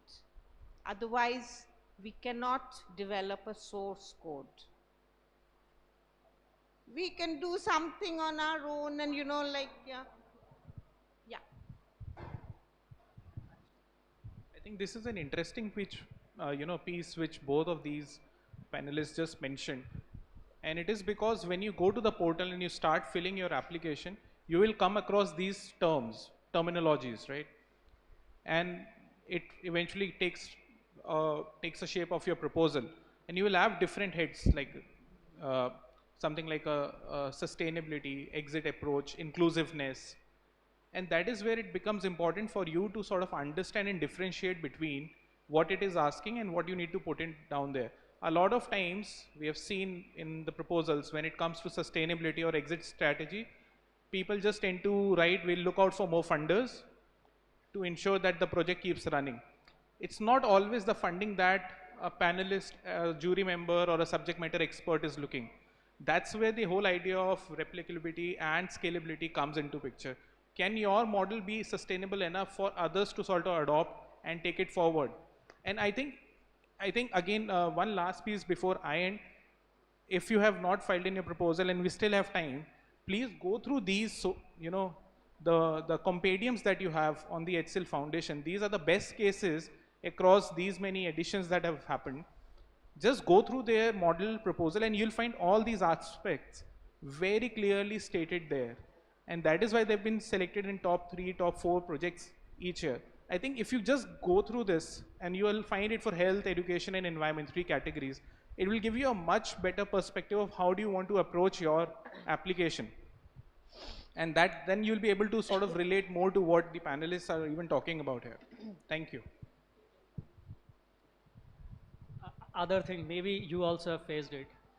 Often when you create the list of number of people who are impacted, right, there's a very interesting field. And generally, most of us who are in the dev sector, who do a per impacted person, per beneficiary costing sort of. We do it in our head, right? We divide the total cost of the project by number of beneficiaries. When we say per beneficiary cost, itna baith raha hai, acha lag raha hai. Now, many times what I have found in those proposals, those numbers that are quoted are simply not tenable. And and we can easily validate those numbers, right? It is as simple of, most of us know the top numbers, not for your region, but at the state level of the family health survey anyway, right? So it's a little bit of work for us to dig into the number and see whether the percentages match. You are working in 2 villages and giving me the entire population of the district as like beneficiaries. So rest assured that we'll do this math, okay? It's given to us that once you give us those numbers, we'll walk backward and see whether those numbers are tenable at all. If they're not tenable, we are very clear in saying these proposals are not going through. So all the proposals which are second round and forward, those due diligences happen right now, right? So these basic things just keep in mind. Sometimes I'm not saying that you intentionally put in an inflated number. Sometimes it's just, yeah, district ka itna dekh raha hai, itna likh dete hai. Don't do that, because we'll do the calculations. Unless you have data on your own. Many times, like we mentioned that they are doing a project themselves. They have a baseline. It's a very good case to file a proposal, at least for HCL grant, where the selection is very stringent. Because if you have a baseline, you have a very good case already to present your own data. Having done this in this particular geography, our baseline says that such and such is the need. Based on that, we are doing this project based on what we have already done. And I mean, I can read out some of those proposals which actually progressed. Their proposals are pretty much like this. Crystal clear numbers, well derived, where we couldn't question anything. So often it happens, you know, to match the close to 5 crore, the project value, you are increasing the numbers. Then again, as he said, while we match that also with the capacity of the organization to reach out to that number. It's just not the number, your capacity needs to be there to, you know, reach out. So there are cross checks everywhere. So that's what, you know, be very clear when you're writing a proposal. Yes.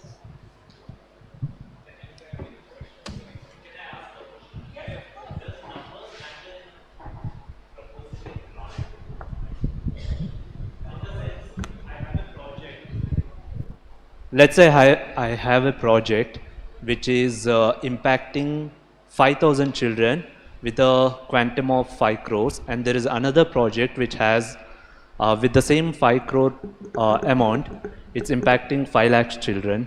So does the numbers matter in these cases when we are actually writing proposals?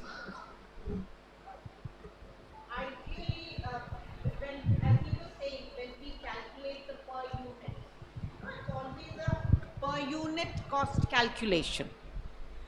But again, that depends on the nature of the project. 2 projects are different in the scope, in their activities and all that. So then we judge it.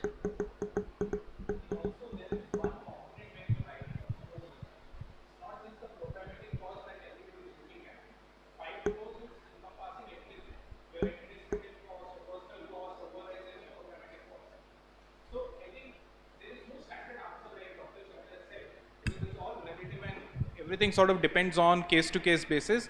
But I think it's a little important for you to understand, and again go back to that CSR slide and see what are the standards that you have for at least overheads and admin costs. And HCL, at least HCL grant is one proposal, one platform which really supports organizations even in administrative costs and overheads. But that should not come at the cost of, you know, something wherein your project is not coming through. Because at the end of the day, your project is going to get through. But even if your cost in certain programs that we have seen is on a higher side, that's absolutely fine. And these are all case-to-case basis. Yeah. आपका नाम क्या है? Okay. देखिए, I spoke so that you do not make this mistake. So as I said, वो per beneficiary cost दिमाग में घूमता रहता है, ठीक है? Do not fall into that trap. You may have a spectacular innovative idea we haven't even seen, right? So do not try to just say that suppose you are building a new tech to do something, right? And I mean, at the initial part of it, it is going to cost you money, right? And you cannot suddenly go and start competing with distributing a particular kit to 5 lakh people, right? So write a proposal on the strength of your ideas, on the strength of what you have. Do not try to just match up some numbers which someone would have told you कि per beneficiary cost तो यार इतना होना चाहिए, नहीं तो ये project क्यों कर रहे हो? That please do not think of it. So if you go to the profile of the winners, you will see some of them are very expensive projects. It didn't matter.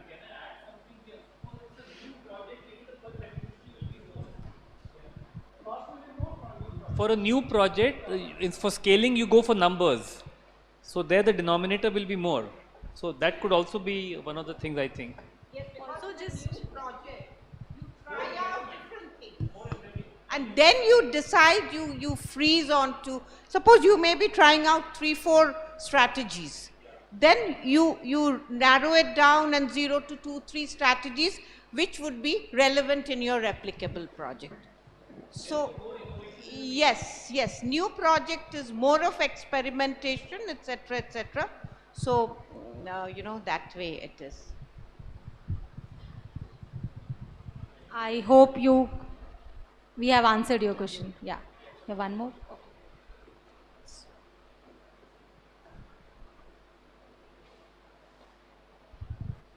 Hi. So actually I had a real life example. I just wanted to understand if this sort of a project can be eligible for the grant. So so we have a program in which we sponsor students to help low income private schools become financially stable, and then we also work on other things like running livelihood projects so that they become sustainable. But like in the beginning of the intervention, we do a lot of hand holding by giving sponsorship to students. So when we talk about exit strategy, so that comes like after a long time, after they have built some sort of financial autonomy. So how would this sort of a program fare in a process like this for the grant?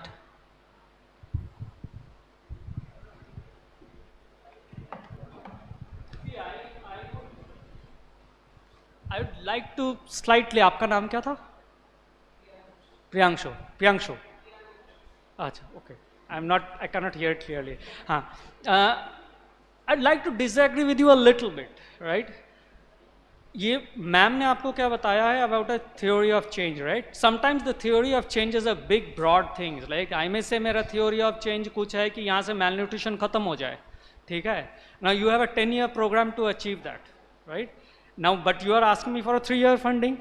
With 3 साल के अंदर के मतलब within that particular constraint, what is your exit strategy? Your exit strategy can be, I will bring in another partner, say government in, right? Transfer so many part of the things to the government, or as a part of this project, when I am applying, I already have an MOU with a district committee, and they will figure out, and they're the smart new DMs who will, if they find a good project, they will go out of their own way to either get the funds from their own various government schemes which you do not even know about. They have like thousands of schemes from which they can find out some funding line which this can be, right? So there are many other ways of seeing how your project is sustainable on that basis, and that is a perfectly attributable way towards sustainability. Yeah, so and Saurabh, if it is a project which will reap results on a 10-year frame, I don't think those projects would be like, you have to see some results. You have to have some outcome, which would be replicable, which the government can take up. So Right, just adding to what she said, I think I'll give you another example, right? Something like a BCC, behavioral change component that we have. Now, that's not something that you can certainly say you'll get it in 3 years or a 4-year or a 5-year program. It even takes decades and even more than that. But what we're trying to identify here is, and I think I'll circle back again to that, when you are writing your application and if you have a model something like this which you know is not going to reap in results the way you are looking at sustainability or inclusiveness in 3, 4, 5 years, there are two things I am sure you are aware of. One is proof of concept, and the second stage is a pilot. We generally, a lot of people tend to go with this way, okay, we have piloted and therefore we want to scale it up. Please analyze and see through whether you are at a proof of concept stage or at a pilot stage. If you are still at a proof of concept stage with your idea, with your model, you cannot think about sustainability for a long-term program. You have to first go to the next stage of piloting it. If you are at a pilot stage, then exactly what Saurabh said, you'll have to look out for convergence model. It can include other funders, it can include government, it can include other players as well. But identify yourself, because this is again where your theory of change and logical framework analysis will come. For example, if you are at a proof of concept stage and you're writing a theory of change, it has to reflect that. You cannot write a theory of change followed by a LFA with a full-fledged program which is for 5 years, because you're still trying to test your hypothesis there. So this is, please be mindful of this. These are two different things, proof of concept versus a pilot. And then you come and talk about the scalability. Thank you so much, Pranjal. And also I just wanted to reflect here. So while you also fill your application, we do give you that option to, you know, choose whether your project is a fresh project, whether your project is a scalable or it's a replicable project. So you always have that choice to make and, you know, specify that, you know, what is your project is about, which type of project it is. So I think we can, okay, we'll just take a last question and then we'll wrap up because the lunch is ready, I think. Yeah.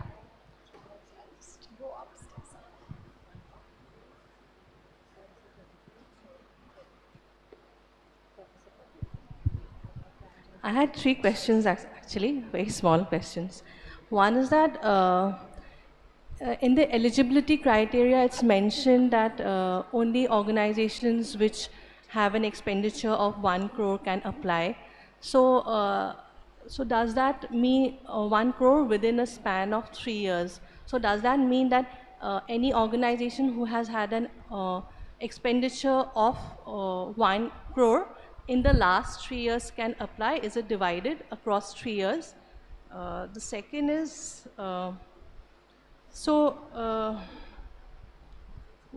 in terms of the, you know, while giving the project proposal, it's mentioned that the project has to be for an amount of 5 crores.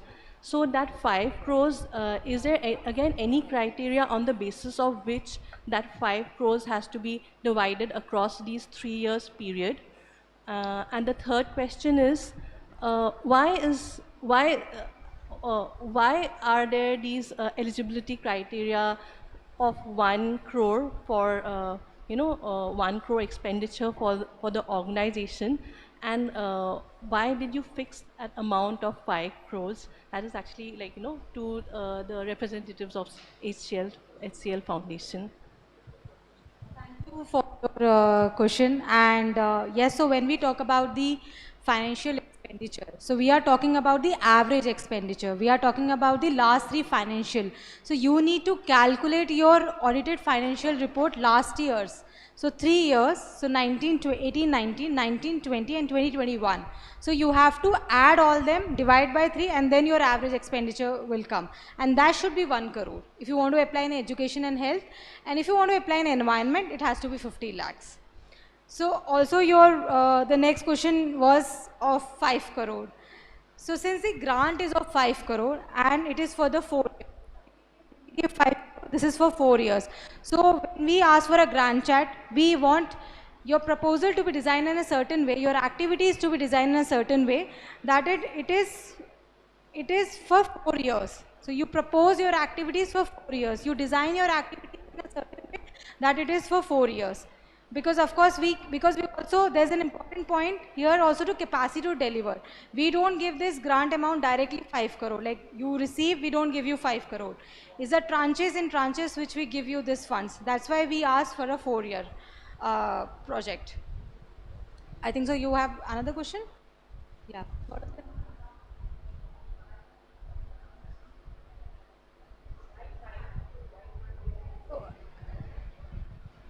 Okay. So see, this is the eligibility criteria. Of course, I mean, as we are talking since beginning, that's, you know, HCLTech grant is an award-winning grant, and because when it was designed in certain way, and it's not that, you know, it was earlier it was 1.5 crore. But you know, the feedback which we receive from all the NGOs, we reduce it from 1.5 to 1 crore. So of course, this is also one of the feedback, well taken. Let's see what we can do about it. We can always go back to the management, give the feedback. That is a feedback which we are receiving. You want to just add? I think I'll just come to your question of why 1 crore and 50 lakh and why a 5 crore grant. I think these are rules set for HCL grant. I think please be mindful of the fact when we started, there are other initiatives by HCL Foundation.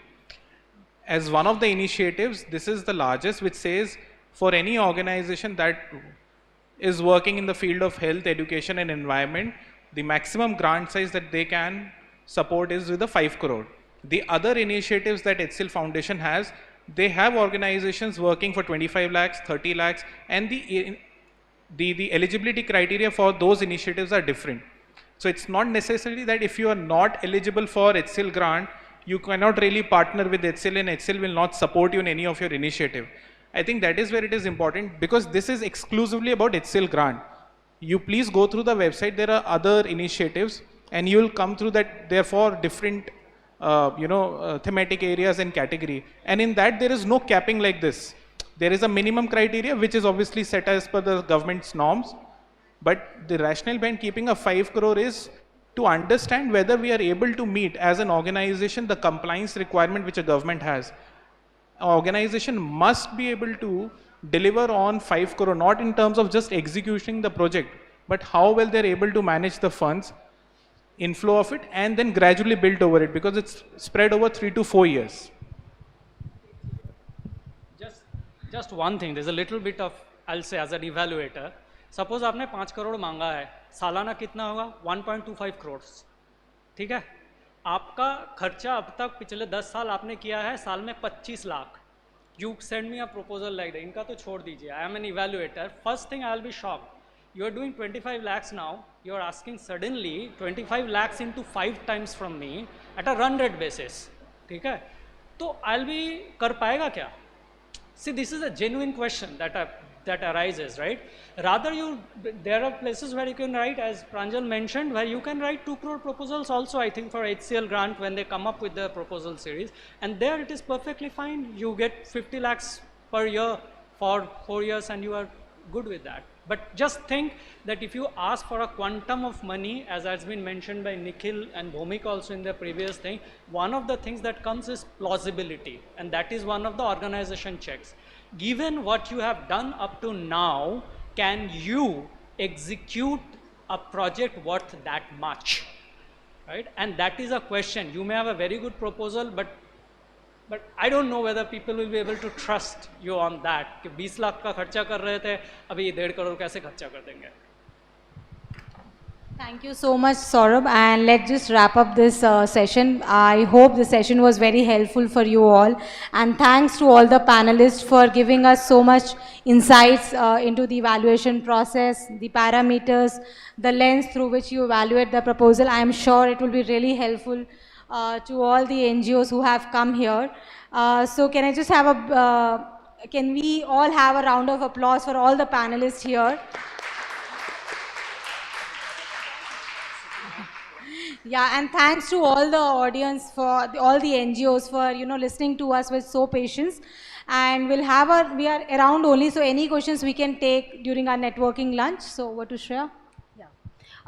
Amazing. What an interactive session. and some truly amazing and wonderful learnings there. A big thanks to all the esteemed speakers.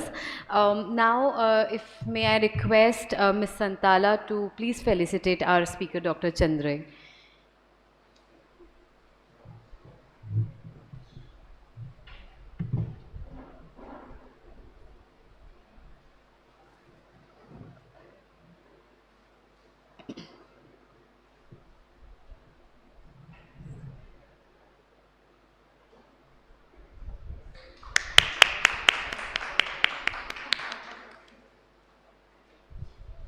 Thank you, ma'am. Now, can I request Professor Pradeep to please felicitate Dr. Saurav?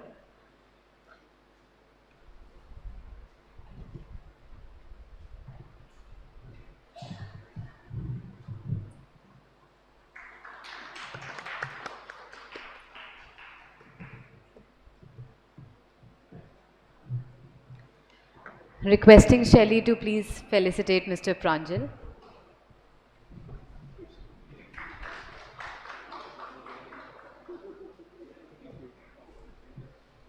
Great.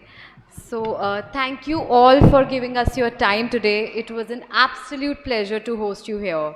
Please do feel free to reach out for any further queries related to HCLTech Grant. Helpline and email ID are already with you. We'll be happy to answer all your questions and look forward to your applications. Also, we have our panelist number at the help desk. So if you want to get their number for convergence and everything, so that is for your ease. And on that note, HCL Foundation and CSR Box sign off today and wish you the very best. Please do join us for lunch. Our volunteers will be happy to assist you. We would also like to thank TIS Guwahati for hosting us and making the symposium a grand success. I'm sure we all take something profound from today's session. We also especially want to thank Dr. Professor Rajdhan, sorry, and the volunteers from TIS for helping us out in every way possible.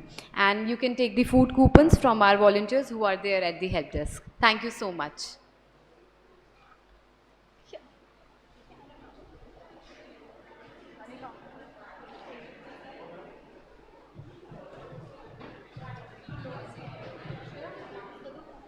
क्या बोल दिया